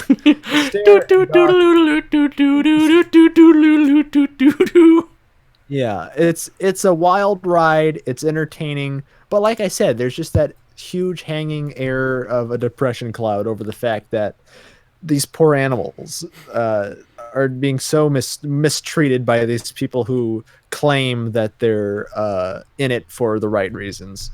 Right. They're only in it to win it. Yep. Certainly. Oh boy. So I think now would be a good time to get into the questions left from in the last episode of our. Okay, now do you want to take the floor? Because I can't answer fuck none of these questions, Andres. Sure. Yes, I'll take. It'll definitely help us go through all of these. So, thank you to Jordan Fazand, Graphenixsaurus Rex, and Bermakian Productions for leaving a ton of questions, especially Jordan. He has left us three months worth of questions. We'll save his for last, since he's the majority. So answering funny enough, Bermakian left 3 questions 6 hours ago. 3 questions, all anime related. So Braden's favorite topic. Oh yeah, wonderful. I'll just sit here quietly, and you can have the spotlight from me, Andres. Okay. Have you ever actually seen any anime like Ghibli or whatever? Oh, okay. Well, yeah, I've seen Studio Ghibli movies. If you want to count that, I know that's Oh, sort of. it's like the Disney of it's like super well revered in the world of Yeah, that's why anime. I didn't want to say, because that's sort of mainstream basic bitch anime, and that's kind of No, me. no, don't say that, man. So I don't have the. It's just not a thing that I've seen. Grave of Fireflies. I love. Yeah. Really great stuff. But like when it comes to You're long into running, you're into the high art anime, I'd say. I'm into the finest of Japanese animation can offer a man. I mean, that's technically true. But yeah, I like movies, so that's sort of more my thing anyway. Mhm. But like long running series, it's just the art style doesn't really appeal to me all that much. The typical Sure. anime art style, and Big eyes, it's- small noses, wacky expressions, yada yada yada. Yeah, Speed and I'm not a- lines. and I'm not a weeaboo. Okay, so Oh, you can mad back diss. I take pride in my very. I don't boring- watch trash. I watch Tiger King. I watch white trash. In every sense of the word, white trash. So let's see here. Have you ever watched any other anime besides Mecha by other comparisons like Kyoto Animation, Shaft, Madhouse, Trigger, JC Staff, etc.? Please don't say Goblin Slayer and Sword Art Online. Shit! No, I'm just kidding. Say goblins. Say Goblin Slayer and Sword Art Online. No. Okay, so yes, I have seen those. I've only seen half of Sword Art Online, but it wasn't my thing. So let's see. In terms of non-mecha anime, I've seen Dragon Ball Z. Recently watched Yu Yu Hakusho. Watched Bleach and Naruto for the longest time, but never finished them just because they got pretty boring after a while. Let's see. I know there's a ton. The Studio Ghibli stuff, definitely. Let's see. One Punch Man, My Hero Academia, definitely. JoJo's Bizarre Adventure, a big one for me ever since I got into it in 2016. Yeah, you can count that for me. You can count that as one thing that I've seen one episode of. One that. episode. So an anime thing. I saw like I wasn't paying attention for half of it, but I saw half of the Godzilla anime. So I'm pretty well versed in the subject. Yeah, there's robots in there, but it's not like you wouldn't call it a mecha anime. It's just a sci-fi anime. The Ultraman anime. Let's see. What else? I'm sure there's like an entire world out there. Like Cowboy Bebop, definitely. Trigun. Let's see. I did used to watch a little Pokemon, Digimon, big time as a kid growing up. Sailor Moon, because it was the first thing that was on Saturday morning. Something my sister and I sort of bonded over because she was way into that more than I was. Let's see, Durarara. That was one thing that I saw like years back then. What was it? Casher Sins. I remember when Toonami first came up. Let's see, I remember the Mega Man NT Warrior. That was the adaptation of the Mega Man Battle Network series. Sonic X. I saw that. Death Note. Let's see, Yu-Gi-Oh! I remember Yu-Gi-Oh! Yeah, that's the thing. I was exposed to. I guess if you want to count like Yu-Gi-Oh and Pokemon. Yeah. I was exposed to that. Like I saw the Pokemon movie when I was a kid. Wow. Okay. And I had a friend Max who was this is when we were both like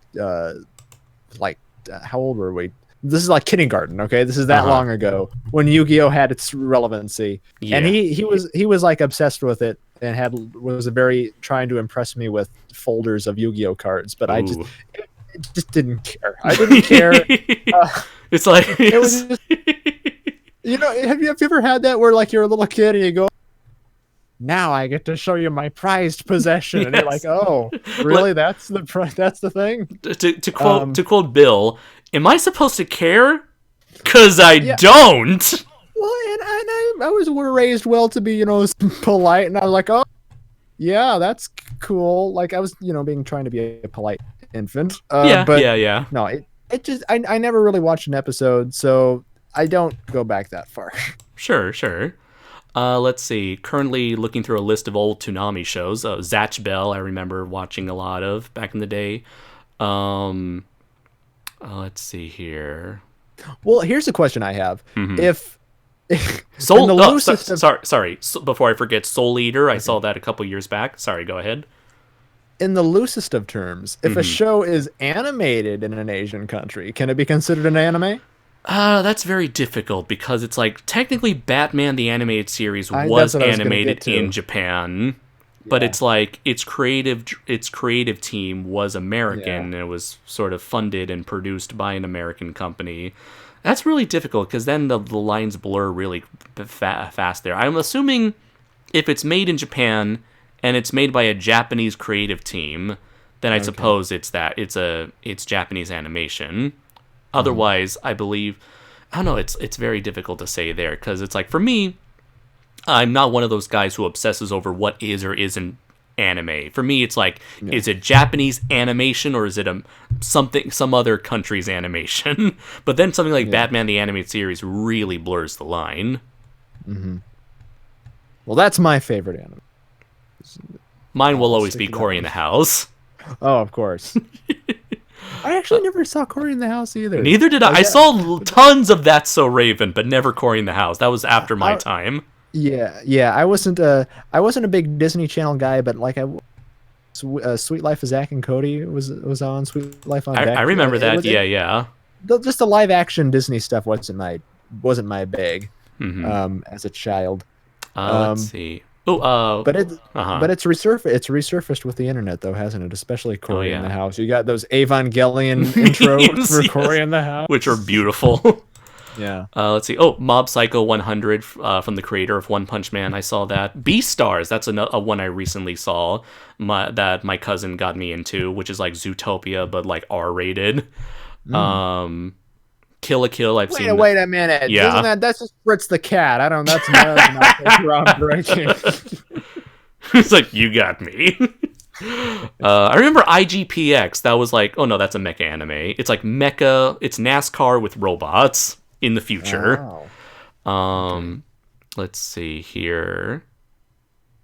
Ghost in the Shell, the movie Ghost in the Shell. I've seen that. Fully Cooley, I've seen. Well, it's technically got robots in it, so it might be mecha anime. Let's see here. Yeah, lots of Dragon Ball stuff. Dead Man Wonderland. I remember seeing that when Toonami came back. Let's see. Looking through. Yeah, that seems to be. I never saw Beyblades. I did see the 2003 remake of Astro Boy back in the day. Not a whole lot of it though. But yeah, that should be a good chunk of the mainstream stuff that I grew up on, as well as like the other more action-y shonen stuff that I'm definitely into as well. Yeah, so let's see. I'm sure there's a lot of people who responded here. Cody says, "Hey man, Ghibli makes good stuff." Jordan says which all started from Disney. And Shoma said, "Let's do Brayton a big favor and limit the anime questions. It gets repetitive after a while." Well, we're gonna answer 2 questions then. All of these are anime questions. Jordan says, by the way, modern anime art style exists because of Disney, which Osamu Tezuka, the creator of Astro Boy, was inspired by for his art style. Crooked says, "Brayden, how can you dislike anime? JoJo was based on your particularly Golden Wind, but instead of gangsters in Italy, it's moose in Canada. Mooses are Canadian gangsters, right?" He says it's based on your life, not your like. I was gonna say, what do you mean you're like? I know, I was like, wait a minute. What do you mean by that? Hold on. I'm not that muscular or toned. I guess that's why he pointed out part 5, because those are the characters I showed you before. They're like the more slimmer, very. Yeah. One thing I forgot to mention to you about JoJo. So the artist and writer of JoJo, he was the first ever manga artist to ever create art, be commissioned to create art, or to have art featured in what's that like fancy art museum called the Louvre. Oh yeah, something like that. Yeah, he's the only manga artist, or the first ever manga artist to have art in that museum.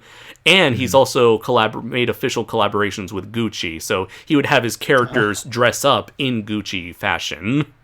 Okay, that makes a lot of sense. Let's see here. They are fashionable. Absolutely. Those Bizarre Adventure that I've seen are quite fashionable. Let's see. But yeah, Uh-huh. the your like thing was throwing me off because Right. He meant to say your life. So Super DM64 or Dylan said, childhood is like whatever anime is most popular at the time.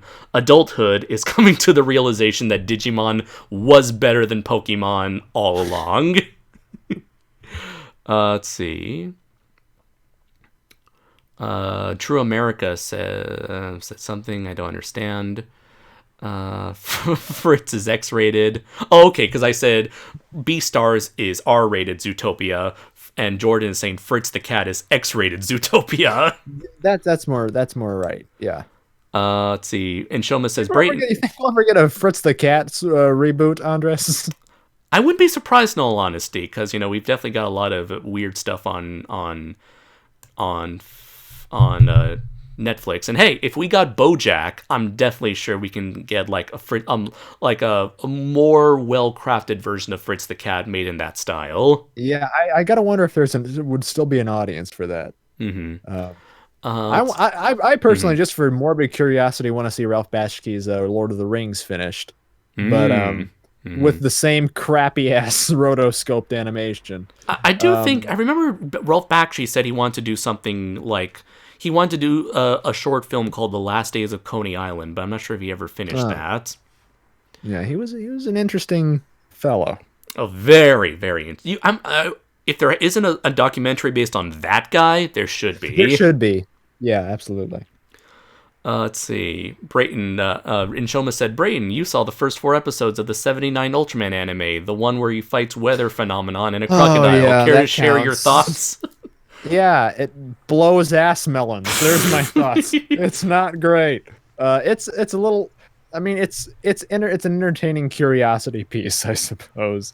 But it's literally I'm gonna fight a cloud this week. I'm gonna fight an evil tornado with a mean face and a heart in the center. It's very uninspired. I don't recommend it, and unless it's for historical curiosity. And let's see. Crooked says God's Wrath is the best anime, even though there's no animation in this anime. It's a fucking book, but it's a good book, and I highly recommend you check it out on Amazon right now. Wouldn't that make it a manga? Technically, it's anime? technically it's a light novel because it's all words and shit. No words. Bleh. Look at the pictures. Let's see. Jordan Fazan said they also canceled the hand-drawn Dragon Slayer movie. Yeah, that's weird. So, did you hear about this, Brayton, where what's his name? Why am I forgetting his name? The guy who did American Tail, Land Before Time. No. Ah, darn it. Wait. Who? Don Bluth? Don Bluth, yeah. So Don That's Bluth it. had what was it, Indiegogo, I believe, or a Kickstarter. I think it was Indiegogo to produce an animated pitch for a feature-length animated Dragon Slayer movie. Dragon Slayer being that arcade game that he worked on back in the 80s. Yeah. So he made the animated pitch, and I guess Netflix picked it up, but it's going to be live action. Oh, Yeah. that's a little lame. Thank you very much, Cody. Yeah, Don Bluth. So let's see. Next question. Moving on. If Toho had announced a brand new Godzilla anime series by Trigger or Madhouse, what would you say? Cool. I like those guys. Like what they did. I like One Punch Man. I like Gridman. I like Red Line. I like Kill la Kill. Yeah, I definitely like to see their more wacky stylizedness featured with Godzilla. Number 3, what is the one anime that you two watched that made you feel so many emotions at once? For me, it was movies, Your Name in a Silent Voice. For me, it would probably be Spirited Away. That was probably one of the more like emotionally driven anime movies that I've seen. Whereas like a lot of anime that I'd seen at the time when it came out, mostly action based, and this one's more like, slice of life yet fantastical and coming of age. It was like a very mature story about growing up in the most fantastical sense ever, and it was unlike anything I'd ever seen. And so, yeah, that and maybe Kiki's Delivery Service, but I think Yes. those were my first 2 Ghibli movies. I grew up with Kiki on VHS, and I saw my grandmother took my family and I to see Spirited Away. So Spirited Away definitely had like a much stronger impact seeing that on the big screen. Yeah. Yeah, mine was, I think Spirited Away was my first, and I can't remember if what is it? Princess Mononoke or Totoro was my second, but it was one of those. And yeah, I just don't want to sound like a basic guy because I don't proclaim to have any knowledge of anime whatsoever, but I love those movies. So yeah, I enjoy those a lot, and they're emotional and wonderful. I weep for the Hayao Miyazaki Gamera movie in my imagination. Just yeah, a delight. that would have been amazing. I feel like if anything, Gamera the Brave is like the closest we'll ever get to that. Yeah, a little bit. Yeah. Let's see. And Shoma says, it blows melons. It blows ass melons. Brayton Connor, professional film critic of the Chicago Times. Let's see. Jordan Fazan says, is there going to be another Godzilla anime? Yes! And that's all I can say, because that's all I know. Is? Yes. There is? Wasn't it supposed to be a trailer? Aren't we done? Aren't we past this? It's another thing, Brayton. It's another thing entirely. It's different. It's different this time. Oh, what is it going to be? Fucking stick figures now? It's going to be different, and you're going to like it. Otherwise, you're not a true fan. If it's not Clutch Cargo style animation, I would watch that. Okay, now I don't give a fanny toots about. Hey, Daddy-o, this looks real wax, yo. I could care less about the Godzilla anime trilogy, but if they dared to do something like that, really horrible and like animated stills with lip movements, and I want it to be like the Incredibles little featurette they made with the Frozone and Mr. Incredible doing commentary over like, whose idea was the rabbit? I didn't think about the rabbit. They just like scream in anger at each other. That would be. They brilliant. made me a white guy. Well, no, you're tan. Look at those lips. Are those lady lips? I would love something like that just for me to get my jollies out of. But I don't want to. I thought we were past this. Didn't they fail miserably? Don't you learn your lesson? How many times do we have to teach you this lesson, old man? I like the young people. So let's see. Moving on. Let's see here. So moving on to Graphenosaurus Rex's questions. Maldonado. It's Tatopolis. Number 1. Do you watch EFAP? I don't know what that is. Let's see.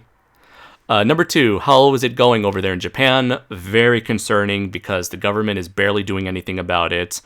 They're barely promoting social distancing, but they're not enforcing it nowhere near to the degree that America's doing right now. So everyone's just going about their daily routines, business as usual, just with more masks and less foreigners about. Yeah. And I happen to live in one of those ignorant states that haven't shut down or enforced that yet in Iowa, and it's pretty troubling when even at a local level. With the because our Governor Reynolds, when she says stuff like, oh, we can't let our citizens be prisoners in their own home and we have to go with God and oh no, like literally uses those terms. I'm a religious person, and I'll say the moment you bring up God, I'm like, oh God, no. She's the worst. So yeah, we're in dangerous times, Andres. Hold me. No, don't hold me. Don't touch me. Don't get your nasty corona-filled viruses all over me.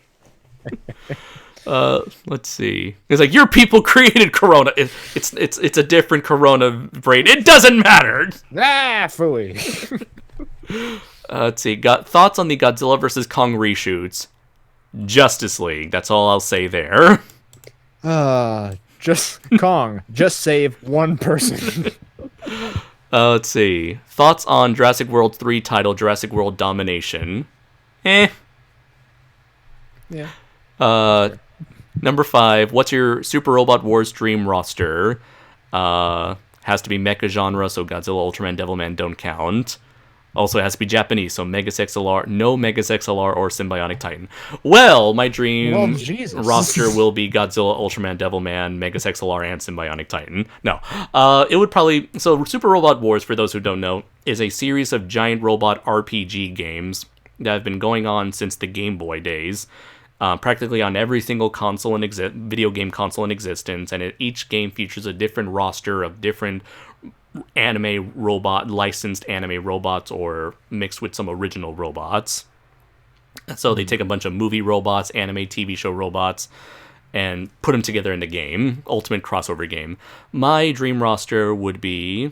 Let's see. Recently I finished Super Robot Wars T on the Nintendo Switch, and that featured a lot of stuff that I liked. But if I can put all my favorite robots on there, it would probably be G Gundam, Big O, let's see, Gao Gaigar, Giant Robo, let's see. Those are the big ones that come to mind. Fuck it. No, not Anime Mech Godzilla. I'm not that desperate. I guess, sure, Evangelion, why not? You know, Tetsujin 28, I love to have Tetsujin. He's never involved in these games. I believe it's out of respect for the original giant robot. Mazinger Z, Getter Robo. Yeah, I think that's enough. Let's see. Oh, Gunbuster also. And Gurren Lagann. Let's see here. 6. Is Mazinger Z and Getter Robo well remembered in Japan, or is it how they feel about the same way as Godzilla? The fact they know him or don't really care about him in the franchise. Okay, so Mazinger Z is definitely well beloved, is far more remembered than Godzilla, but not as remembered as Gundam. Gundam has been able to successfully cross the generational gap. So like older people, middle-aged people, and young people all know Gundam. But for Mazinger Z, the older generations, like Generation X and older, they definitely remember and love Mazinger Z. Few of them know Getter Robo. For younger audiences, they're aware of Mazinger Z, but never watched it. But they're more aware of it than Godzilla.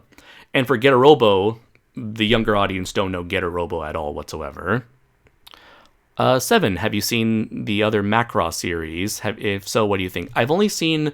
I've seen the original Macross, the Robotech, American Robotech version, sue me, and I've seen Macross Plus, and Macross Plus is great. It's Top Gun with giant robots, and it's short, only 4 episodes. And it's got Bryan Cranston in the English dub. He's the main character.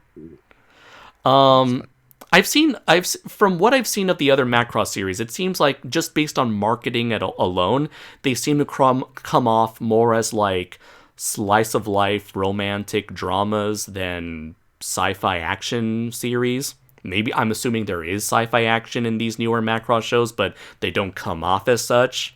It seems they really are advertising the more romantic subplot. Sure, the original Macross and Macross Plus, every Macross has got to have a love triangle because that's what the original Macross did. But that was only, like, for me, a small part of the grander story.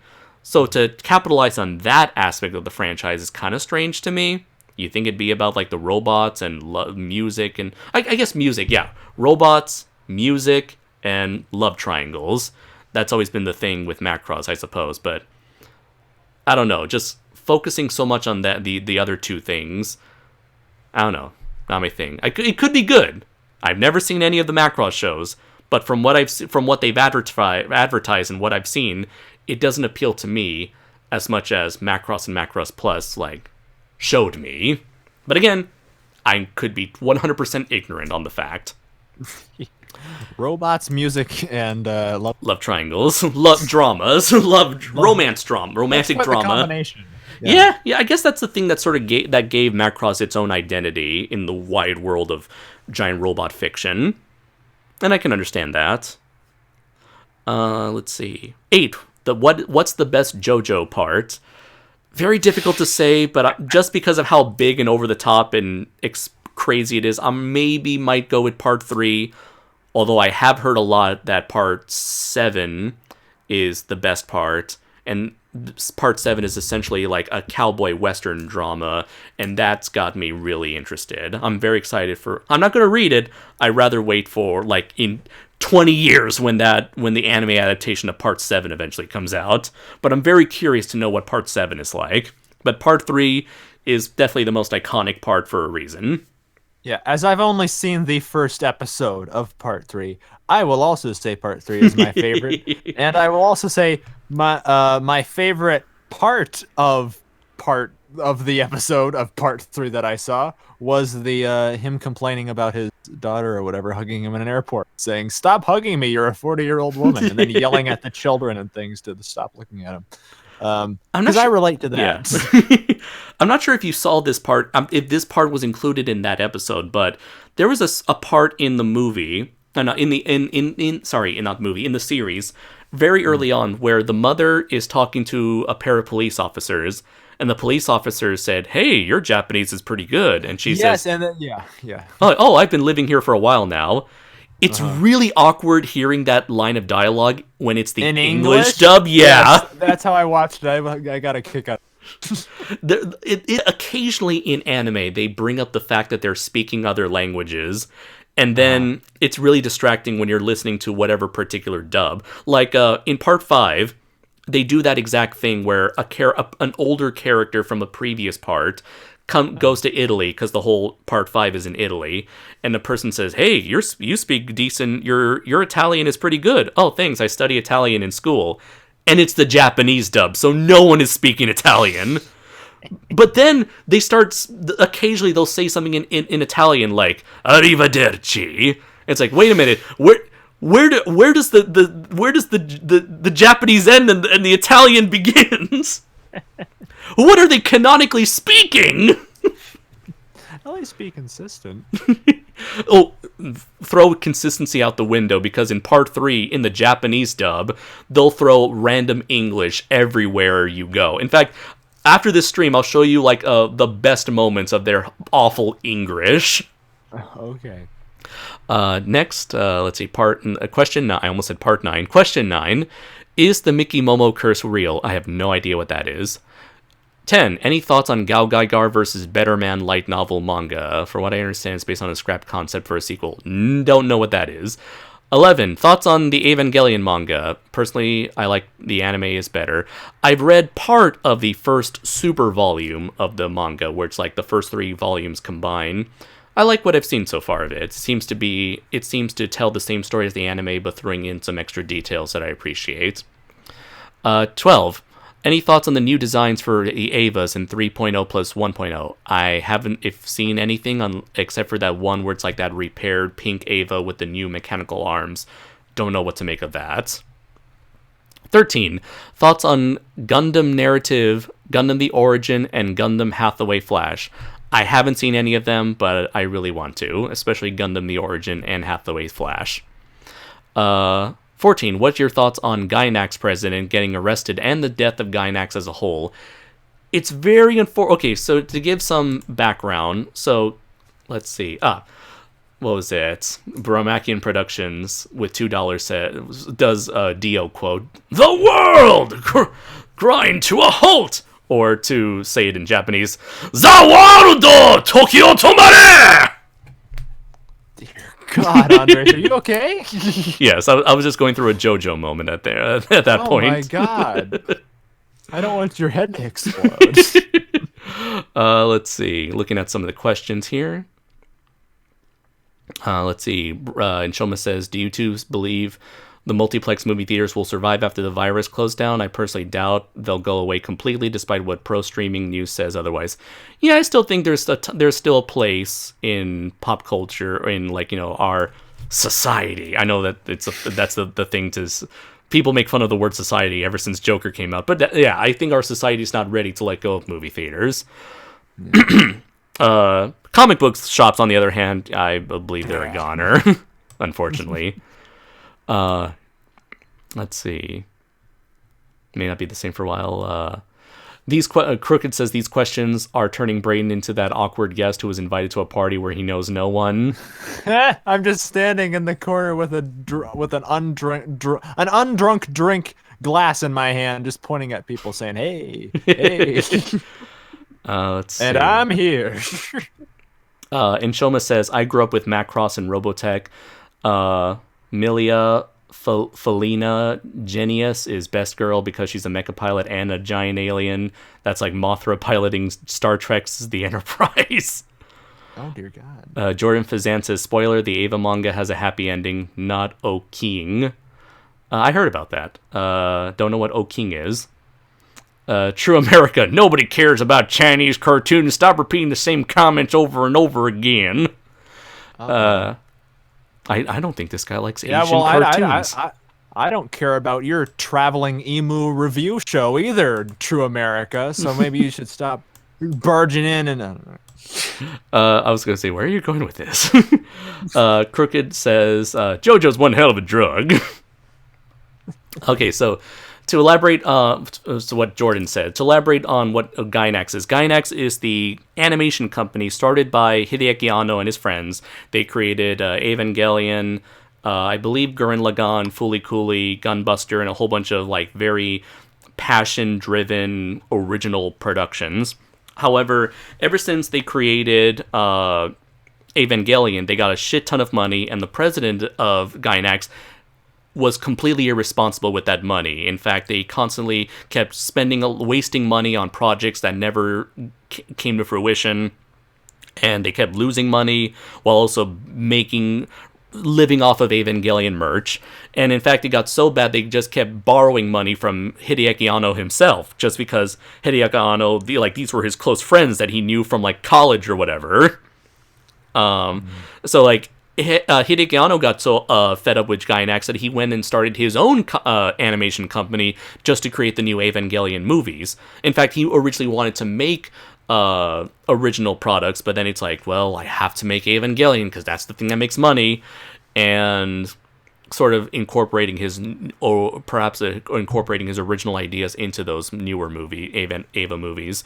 But eventually, the president of Gainax was arrested for like sexual harassment or whatnot, and for a while it would say, people would make the headlines like Evangelion Animation Company like sued, like being arrested and fraud and all this other financial woes. And so Hideaki Anno had to come out and spill the beans on lay down the dirt on all that's gone wrong with Gainax and say, hey guys, please, when you're talking about Gainax, don't associate Eva with it. I'm not associating myself with Gainax anymore. So it's a big shit show.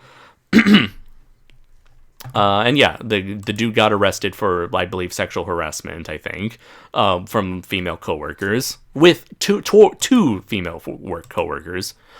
Let's see here. 15, last question from Graphenoxaurus Rex. What's the future of the Evangelion franchise? For what I understand, Anno is perfectly fine with other creators doing new series, at least from what I understand. I think it's definitely going to continue on. It's like Evangelion is definitely one of the most widely recognized, unlike Godzilla or Mazinger, it's recognized through every generation in Japan knows it. Even old, boomers who never watched the series, they've at least heard about it and know enough about it to know that it's popular. Wow. Yeah.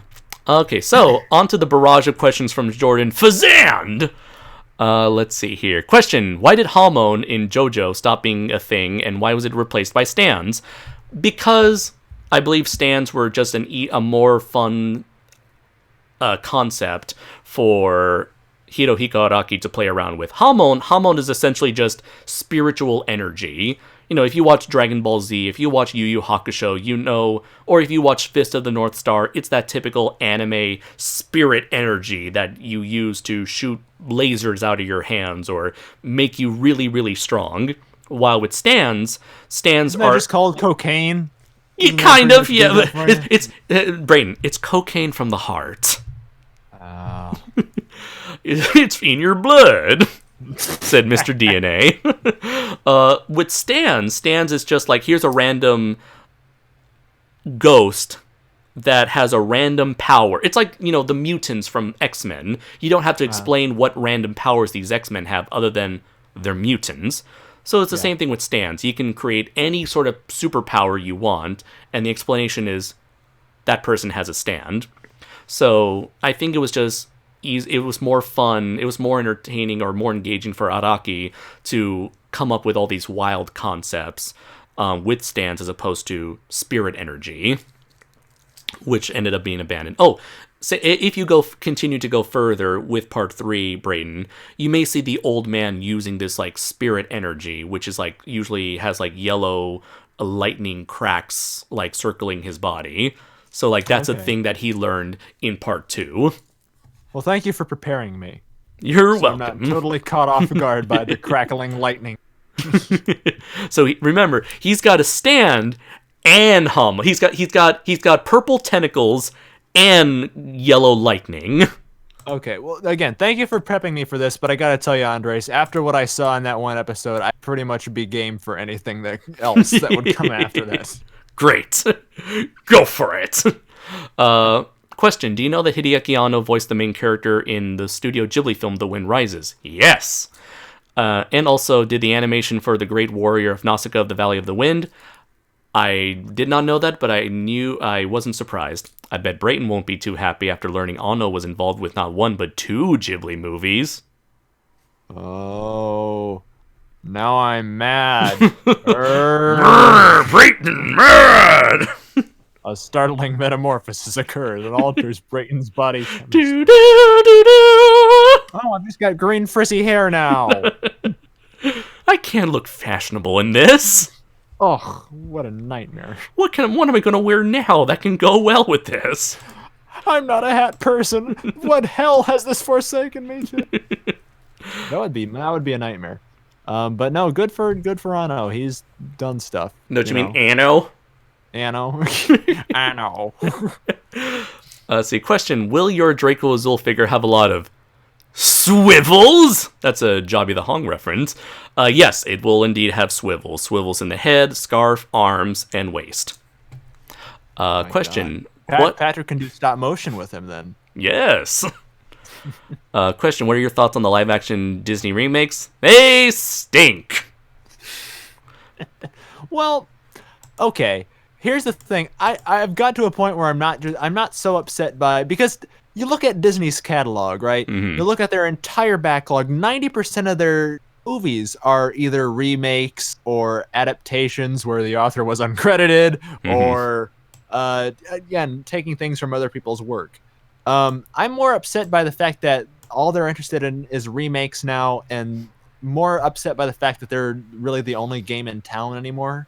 Mm-hmm. So their Disney remakes are going to be the only huge big blockbusters that are going to get such exposure because Disney has monopolized everything. Mm-hmm. But no, I don't know. If they're done well, then as movies, they're fine to exist. They're just annoying. I am interested in that Mulan thing whenever that comes out in 5 years, when there's like 5 of us left. Mm-hmm. Because that's been pushed back, right? Yeah, I believe so. From its original release date, yeah. Disney. What has come out though has not been good. Opinion. Just do the Black Cauldron already. That's the only one I want. Just do something interesting. Yeah, you do something like don't do Aladdin. Don't do the Lion King and when it's not even live action. You don't do the boring stuff. Jungle Book I thought was okay, if not only for a giant singing Christopher Walken orangutan. Yeah, I don't know. Let's see. Inshoma says, question, inspired by Tiger King and Gainax, what other true Hollywood horror stories do you two find intriguing, humorous, or just plain tragic?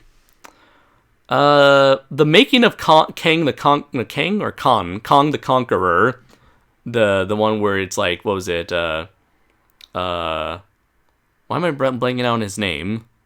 The one country, like Western actor. He played Genghis Khan. Oh, are you talking about John Wayne? John Wayne played Genghis Khan, and then everyone got cancer because they were filming on a radiation like testing field. Yeah. That's a crazy story. Not a good day at work. No, it's not. No, sirree, Bob. When you were saying country western, I was like country. No, I was still already. My mind was still stuck on Joe Exotic. Yeah. I know, that's what I was thinking too. What? Oh, what? Genghis Khan? Let's see. Hollywood horror stories. Let's see. I guess in terms of horror stories, the murder of that one actress that was sort of the basis for a Tarantino movie and an awful Hilary Duff movie was also a very horrific story, tragic story. Let's see, Hollywood stories. The Disaster Artist, that's certainly one humorous story right there. Yeah. Let's see. Those are some off the top of my head. Let's see here. Any for you before we move on? Tiger King. Okay. Well, that's not Hollywood. Well, it featured a dude who probably worked in Hollywood. Yeah, that's a disaster story. Let's see. Question. What, in your opinion, was the best thing about watching old school anime in HD? I guess appreciating the craft that went into that old school hand-drawn animation style that is definitely very missing. That's gone. You cannot replicate in digital animation. I like the tactile feel of old hand drawn shows and movies as opposed to even The Simpsons now, which quality be damned with the writing. Mm-hmm. In comparison, that's just way too clean and sterile looking. When you can tell it was animated in a computer to look 2-dimensional. Mm-hmm. I don't care for that. And I guess when you're looking at older anime where it's very limited, it at least gives you an appreciation for their way to work with their budget or work around their budget to provide interesting and entertaining shows, despite the very choppy frames of animation you would see whenever characters are running or doing all sorts of very ambitious, crazy stunts or action scenes.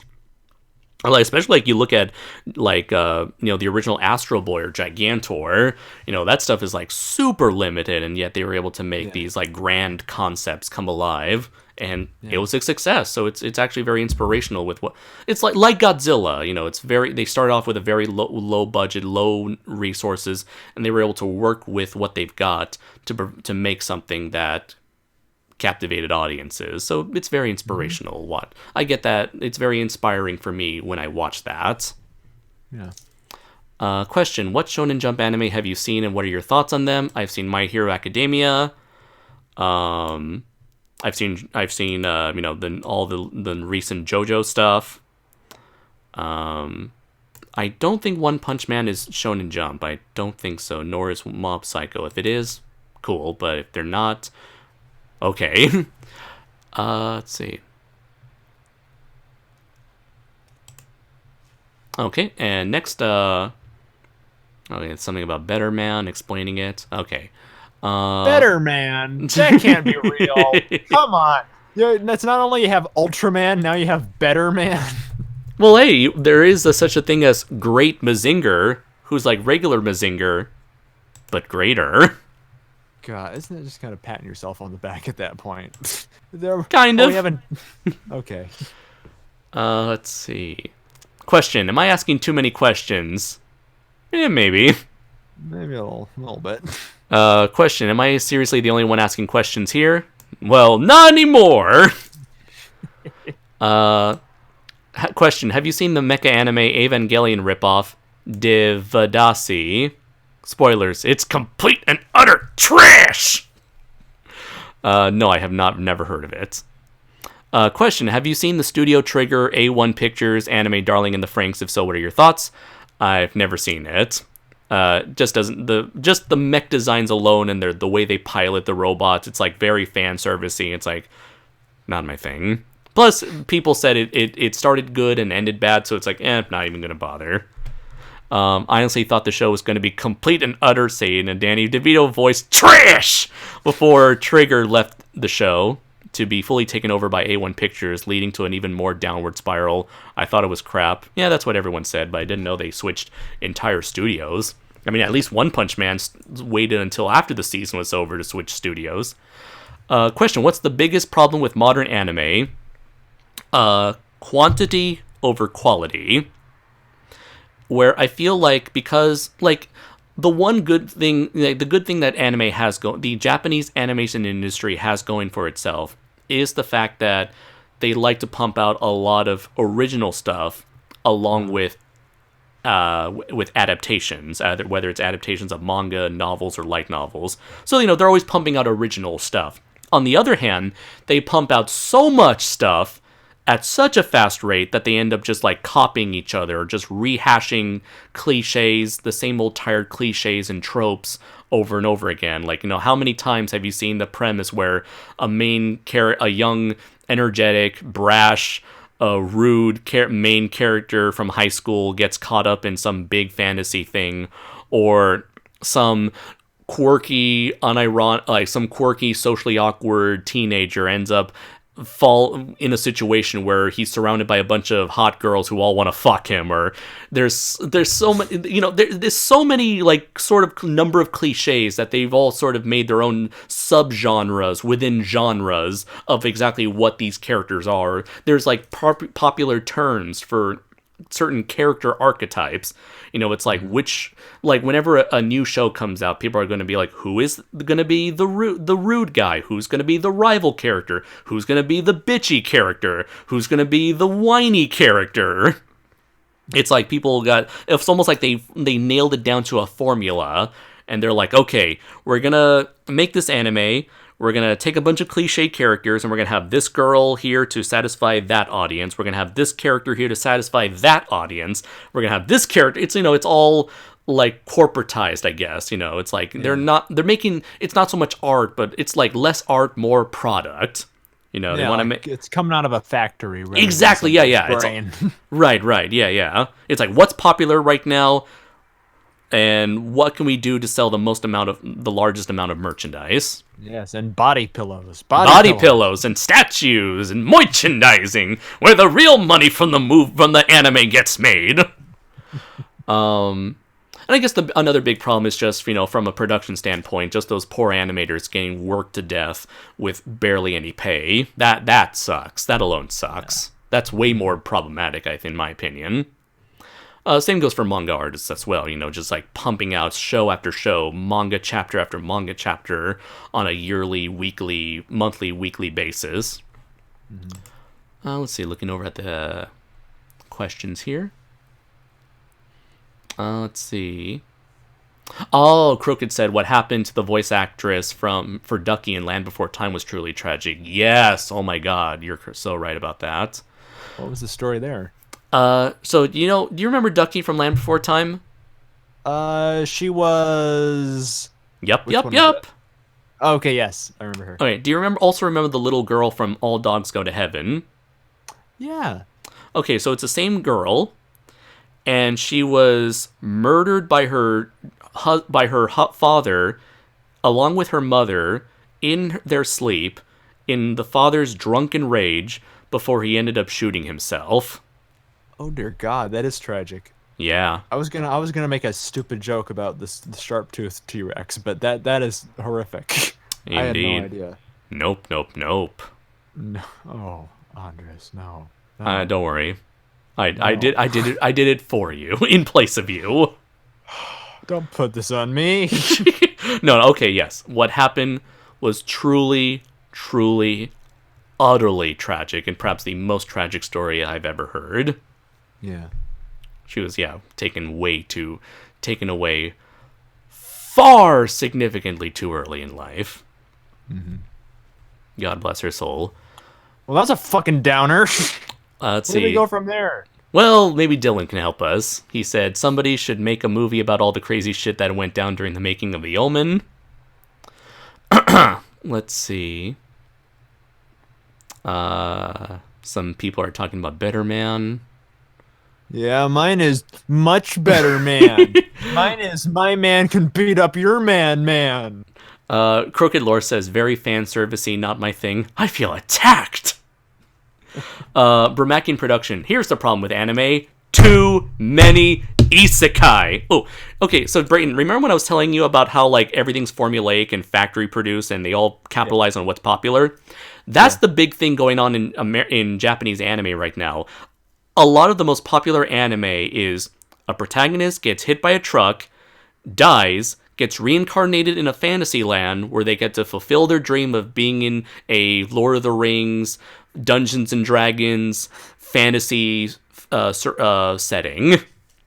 Yeah, that would get old quick. That's kind of generic. It's like a generic superhero origin. In fact, it's so popular that there's actually a crossover between several characters of that subgenre.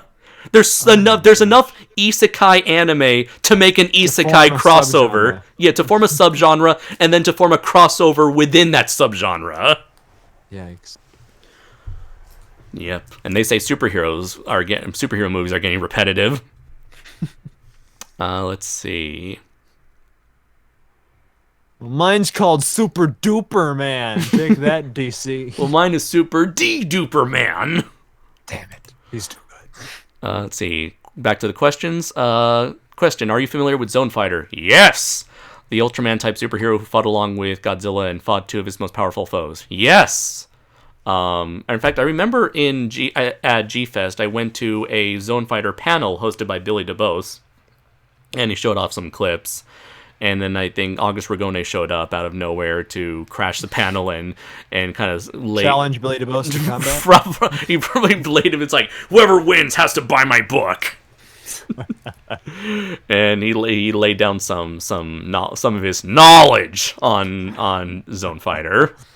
I remember I asked August Ragone, it's like, hey, they already had an Ultraman ripoff with Jet Jaguar. Why didn't they use him?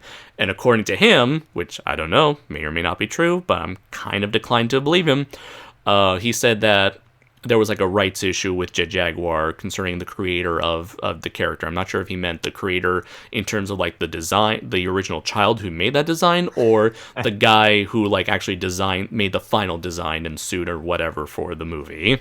The fifth grader was holding out for money.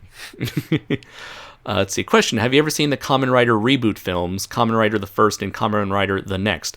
Yes. Kamen Rider the First was absolutely boring. The Next was slightly better, but I don't really have any motivation to go back and watch them. But I do love the designs for the riders, not so much for the monsters, because I like that they turn the Kamen Riders into more like leather motorcycle outfits, because fits with the theme.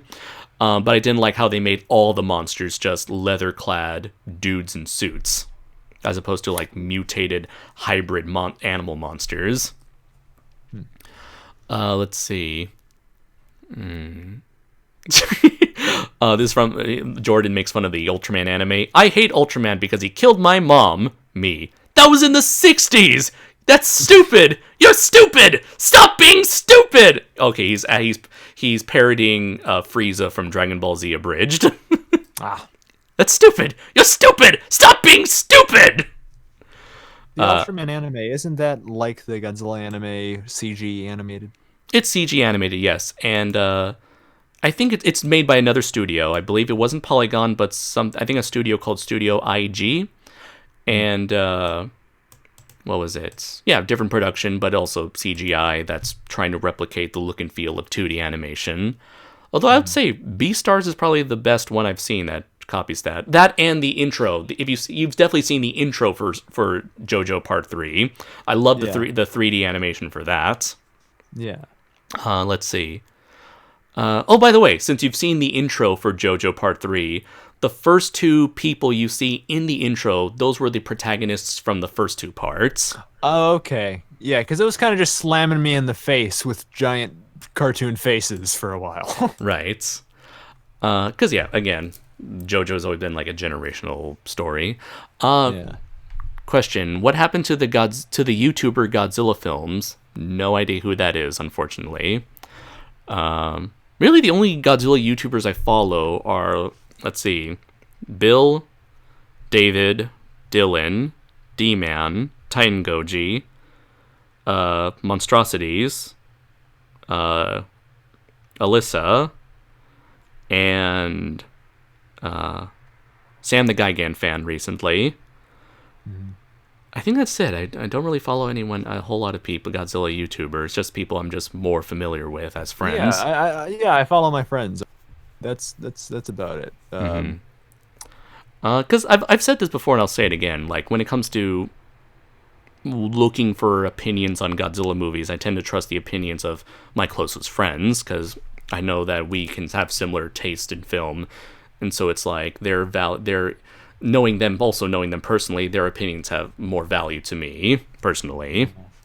Yeah. Let's see. Question: have you seen Full Metal Alchemist and its remake, Full Metal Alchemist Brotherhood?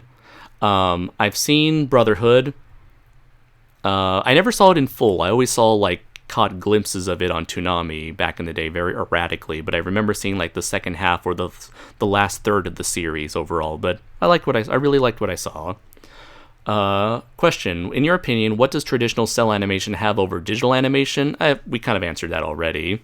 You know, that certain quality. One thing I really like about classic hand-drawn animation is definitely there's a particular, like, glow, like, illumination effect that doesn't seem to be able to be replicated in digital animation. Like, a lot of 90s animations, whenever there's, like, a scene in a darkly lit scene and there's, like, some light source, that light source would give off this, like, beautiful glowing effect that's, like, I never see these nowadays. Yeah. Like, it's difficult to say, like, really, it's really hard. Like, I'm trying to look, like, at a random image, trying to look for, like, a random image for, like, a glow effect, and I can't seem to find it. But it's like, anytime I look for, like, a 90s anime, there's always, like, at least it's always a blue colored glow. That's always been my favorite aspect of it. But yeah, that's, just the first thing off the top of my head. Let's see here. Let's see. More questions about Better Man? Jesus. Last question. It's Fazand. Sorry, I'm sorry to call you out, Jordan, but your questions are all over here. What are your thoughts on the recent negativity and controversy surrounding My Hero Academia? I have no idea what that's about. I have no idea there even was a negativity and controversy, and I don't care because My Hero Academia is awesome. Yeah, controversy. Are you kind of fed up like I am with controversy ruining shows and movies for you as an audience member? It's like, just don't tell people what to watch, what not. Just let them watch it and make their own damn minds up. Like, sure, you want people to support your product over other people's product, fine, but don't try to bury the other through a smear campaign. What are you, 12? Let's see. What are your thoughts on how the Rebuild movies handled Asuka? Do you think they did a decent job?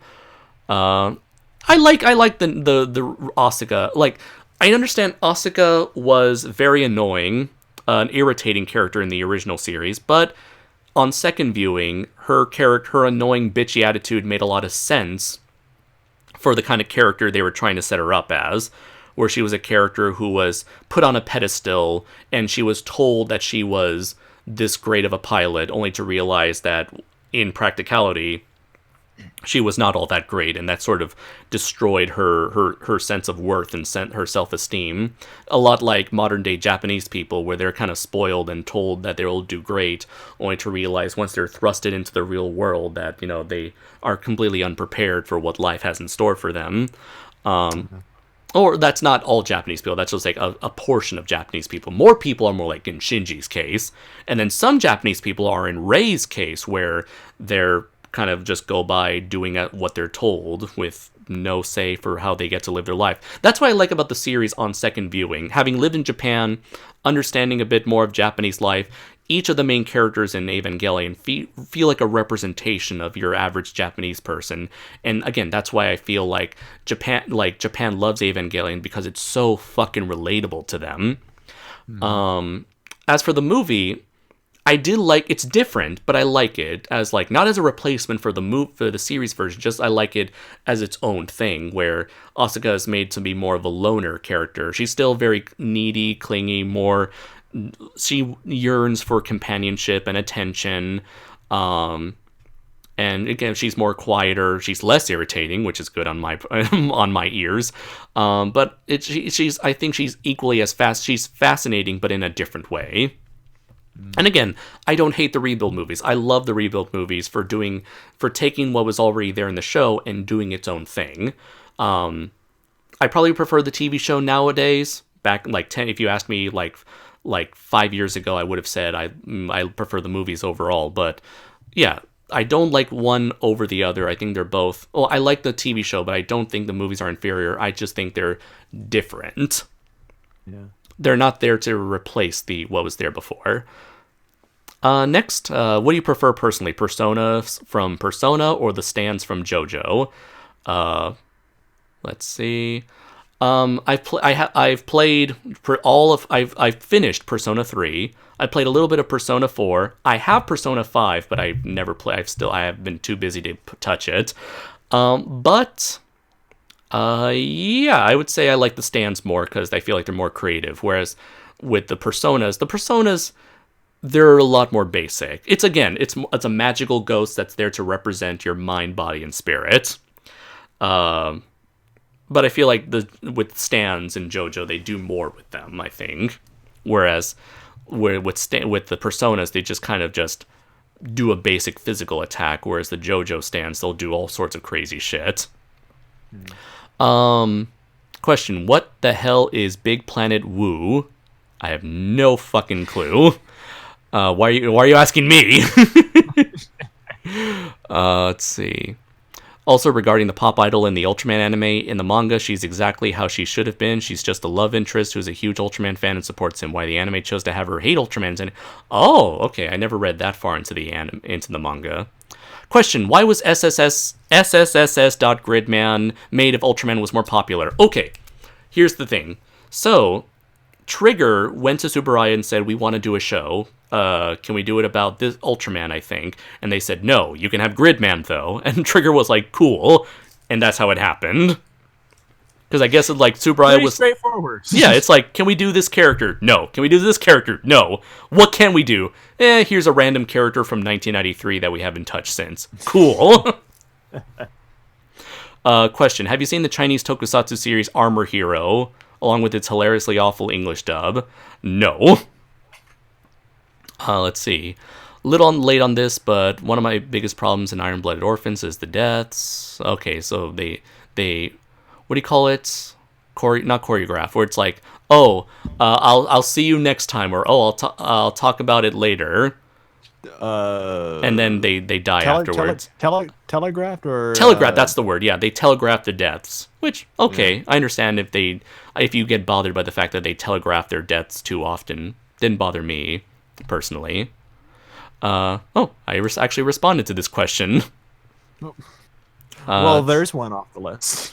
Let's see. Actual last question. This one's the last one, I promise. What are some of the worst and dumbest twists in anime you have ever seen? Not dumb, but Yusuke being half demon sort of came out of nowhere in the third story arc of Yu Yu Hakusho. I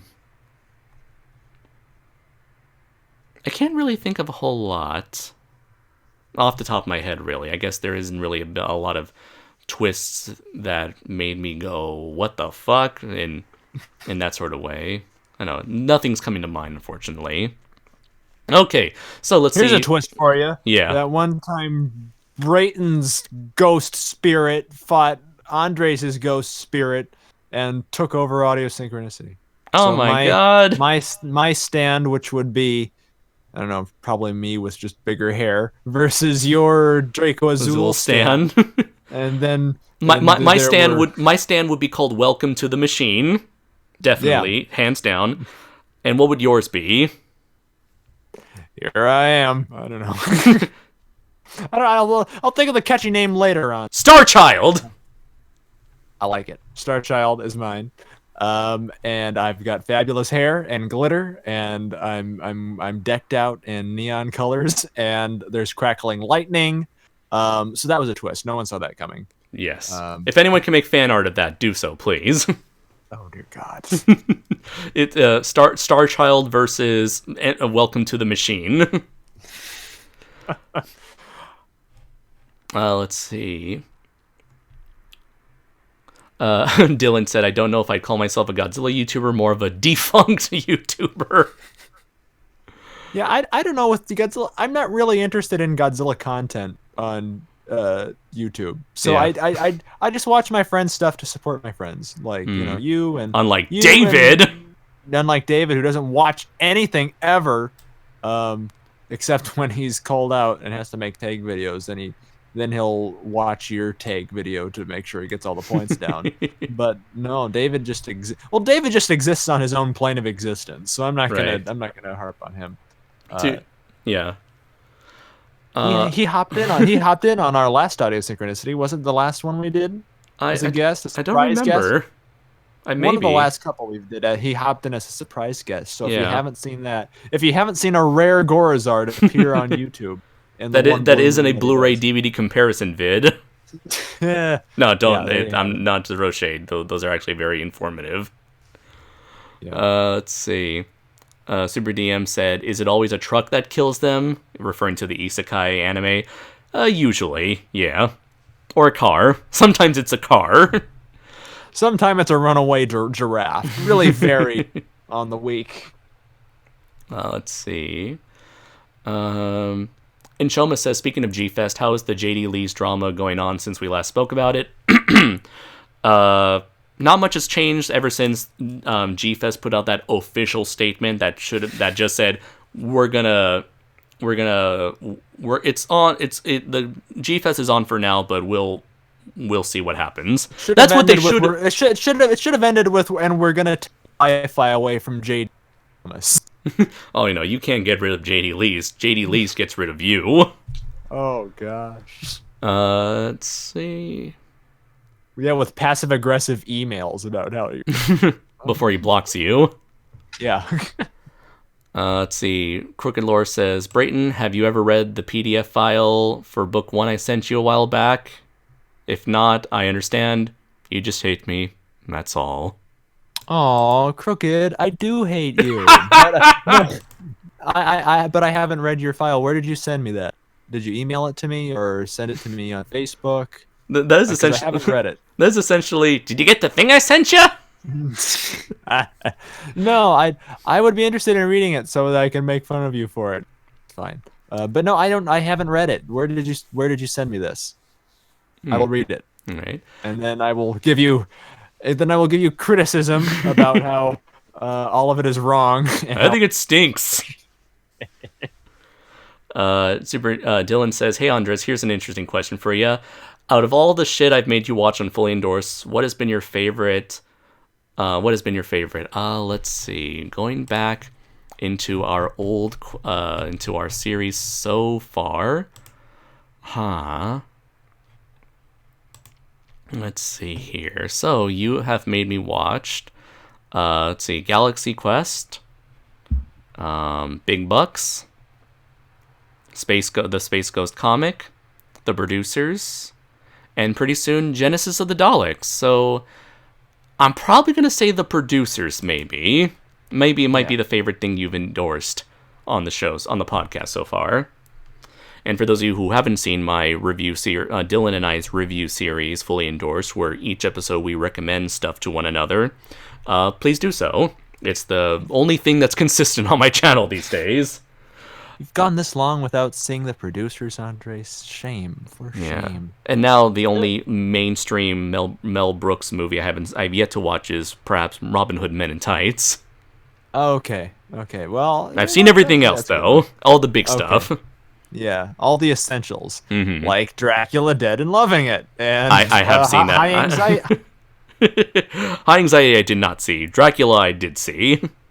Dracula, that gets a lot of hate, but I find it mildly amusing. I think there's a lot of great stuff in it. And High Anxiety, especially if you're a Hitchcock fan, it's basically his ode to Hitchcock, and there's a lot of wonderful moments in it. Harvey Korman's in it, not as a embarrassing robot on the Star Wars Holiday Special. Or a woman chef. So if you're into that, he's there. Let's see. Sorry, Raph, we already reviewed it. No guess for you!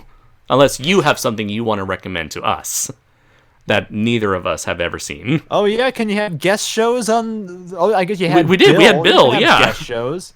I'll join in. I'll figure out something. To show Yeah. If freaks.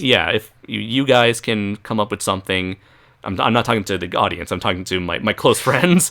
If you I'm guys talking to the important people. if you guys can find something that Dylan and I haven't seen, you can be on the show. Okay, lovely. Let's see. Godzilla Films was the guy who made those toy versions of Ultraman and Godzilla stories. Still don't know what those are. Isn't that every Godzilla? Yeah, YouTuber isn't pretty that like much? Monster Island? I only know Monster Island Buddies, really, and the Godzilla I'm gang gonna from bang Bill, my toys together in my bedroom and do That's- silly that's- voices. Yeah, that's pretty much the artistic what's the word catalog of Godzilla content. 90% of it is that. The other 10% well thought out reviews and news videos. Cody Bratch says Paul Stanley's going to sue somebody, particularly someone named Brayton. Now, why would that happen? Why would that happen? Wait, Paul Stanley, There can't be two Star Childs. Well, that's the funny thing with JoJo, is that because they're so afraid of getting sued, whenever most of the time a lot of the names that are named after like singers and bands and songs, they're often like changed up for the English international release. So like what was it? Red Hot Chili Peppers gets turned to Chili Peppers. Killer Queen becomes Deadly Queen. Golden Experience becomes Golden Wind. That was one. Here was the one thing. Billie Jean became Kenny G. Oh my god! But then like Man in the Mirror was okay. No. I think Kenny G was turned into Billie Jean, but Man in the Mirror got turned into Mirror Man. So one Michael Jackson song was okay, but not the other. This is horribly confusing, Andres. Michael Jackson was Mirror Man. Andrew didn't bring that up. Let's see. Inshoma said, "Don't tempt me" in terms of the fan art. Let's see. Fallout Boy would be a pretty cool stand name. Let's see. Jordan Fazan says, "Inshoma, what are your thoughts on that having his kill?" Runaway Giraffe. Runaway Giraffe. That would explain the popular anime magical long neck girl warrior giraffe girl. Is that a real thing? Crooked said, "I guess I'll resend it after this then." Where? Tell me where, so I can. Where is it? Email it to me. That's better. I check my email more than I do my other shit. Let's see. I'm old. Bermakian Production says, next episode of Audio Synchronicity, it should be anime related all the time, just to annoy Brayton. The next episode should be animated. Like we should be animated cartoons talking with each other. Like we should. Yeah. You know, we need to figure out a way to do like face live cams or something. Like, you know what? I've seen people do experiment with this idea where it's like, you ever saw the live animated Simpsons episode? No. Where it's like a short section and they use a computer to detect the words that what's his name? Castellaneta? John Castellaneta? Oh, Don Castellaneta. Don Castellaneta. He would say something, and the computer would or hear is it. Dan? It's either Dan or Don. Dan. It was Dan. Dan Castellaneta. Yeah. So he would talk live in front of an audience, not in front of an audience, but live on TV, and the computer program would hear his voice and automatically generate the animated frames used for Homer Simpson's mouth. Well, we don't have that budget. No, we don't. I want it to be Clutch Cargo. It's gonna be that. Our lips over our pictures. Hi there. Let me out a septic tank, Carol. Let's see. Okay, so the dude remakes movies with Godzilla toys. That's what he does. Oh, again. That doesn't narrow it down. And Shoma said, no, Brayton, magical long neck girl, warrior, giraffe girl isn't real. Damn it! It's gonna be my drag name. Magical. What is it? Magical long neck girl, giraffe girl. What? Warrior giraffe girl. Okay, that's fine. Okay, so it looks like we've wrapped up all of the questions. We've reached the end of the comments. We've talked a lot extensively about Tiger King, and we caught up on all of the madness that has gone on in the last 2 months. So it Now we looks can go like, another 6 months without a show. and now the end is near. We did it our way. We should have. We're inspired by Derek. We should have musical interludes in our shows from now on. Like I said, you grab the maracas. I'll take the harmonica. We'll fucking rock. Let's see. Will tells me, tell Brayton I sent him the book over Messenger. I guess I didn't have his email like I thought. Okay, then I will read it. Will, just to appease you, Whoever you are. Yeah, if that is your real name. Jordan says, wait! Okay. I'm waiting. The suspense is killing time. But yeah, as we wait for Jordan's comment, thank you very much, everybody, for sticking around. All 12 to 15 of you who stuck with us for the last 3 hours, almost 3.5 hours. Thank you so much for your constant support. Hope you've enjoyed the live stream. Please check out all of the stuff that we have on the channel, especially in terms of audio synchronicity. And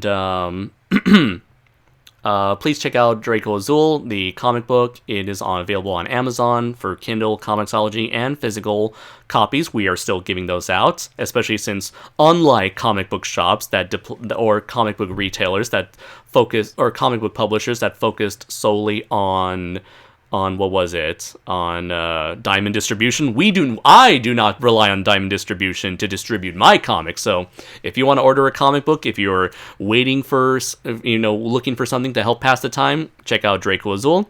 Issue 2 has finished its coloring. All the color pages have been finished. Now we're moving on to the lettering stage. And once we get that, we have Zornel's cover. We get the bonus art to put in the back of the cover, back of the book. At that point, we'll have issue 2 ready in time for G-Fest, if it so happens, if it still exists. If not, we'll make sure it is ready and available for all of you guys on Amazon, like issue 1. And I also got a big surprise. Announcement that, like I mentioned at the beginning of the convention, at the beginning of the live stream, I'm currently writing a Draco Azul anthology book filled with 6 short stories, 5 Draco Azul stories that take place between issue 1 and issue 2, and 1 bonus story featuring a brand new non-Draco Azul related mech story. Sort of like, a bonus story, something extra to throw in there to give people a little peek at a new project that I'm starting up. Don't know if it'll be as good as Draco Azul, but hey, I'll let you guys be the judge. Consider it the Devil Man to my Mazinger Z. Or consider it the demo reel to my nostalgia critic. Consider it the Gundam to my Mazinger Z. How's that as a preview? But yeah, hopefully you guys like it. Jordan says points to above comments. Yeah, you keep talking about Godzilla. What's it called? Godzilla films. For a Q&A with Ruby and Yang from the series. Oh, they did the exact thing with Ruby for a Q&A with Ruby and Yang from the... Okay, so the people at Rooster Teeth Productions did live animation to answer live questions from the audience with their characters from Ruby. Okay, that's neat. Remakian Production says lower the curtain. Cody Bratch says it was great to have you guys back doing the show again. Stay awesome, you guys. Thank you so much, Cody. It means a lot. Yeah, it was nice to do this again, Andres. Nice to talk to you, of course. Indeed, again. yeah. And nice to babble for 3.5 hours again. Indeed, yeah. It's so great, being able to do this again, to have the chance to talk with you and our listeners, our audience, and it just it's nice to know that no matter what sort of troubles we may be dealing with, we can always find comfort in each other, and nothing nothing is gonna get in the way of that. Nothing will take. What is it? Nothing can keep us to. I don't know. There's a song from the '70s that I'm trying to get to. I can't remember it from my. But I do know a song I can reference. What? A great new hit that's topping the charts. Yeah. It's called Tell All the Bullies, Lay Down Their Spray Paint Cans. I saw a cool cat, and the cool cat saw man. There you go, that's for you. Wonderful. Absolutely wonderful. Thank you very much, everybody, for joining us again. Stay tuned next time. Not sure when this next time. Well, since we're already halfway through the month, but we'll probably do, our next live stream will be, I don't know, maybe like early May. I don't know, May 2nd. Sound good for you? Yeah, it'll get here when it gets here. Yeah. Greedy folks. In the meantime, don't be so greedy. Don't pull a Joe Exotic on us and find yourself in prison and unable to support us. Yeah. Whatever you do, don't do that. At least, keep safe. Keep calm. Don't touch your face. Hold on to your butts, and then and then wash them. And then wash your hands. Yes. I have been Andres Perez, aka Kaiju Noir, And I have been Brayton Connor. and until next time, everybody, take care. For your audio has been synchronized.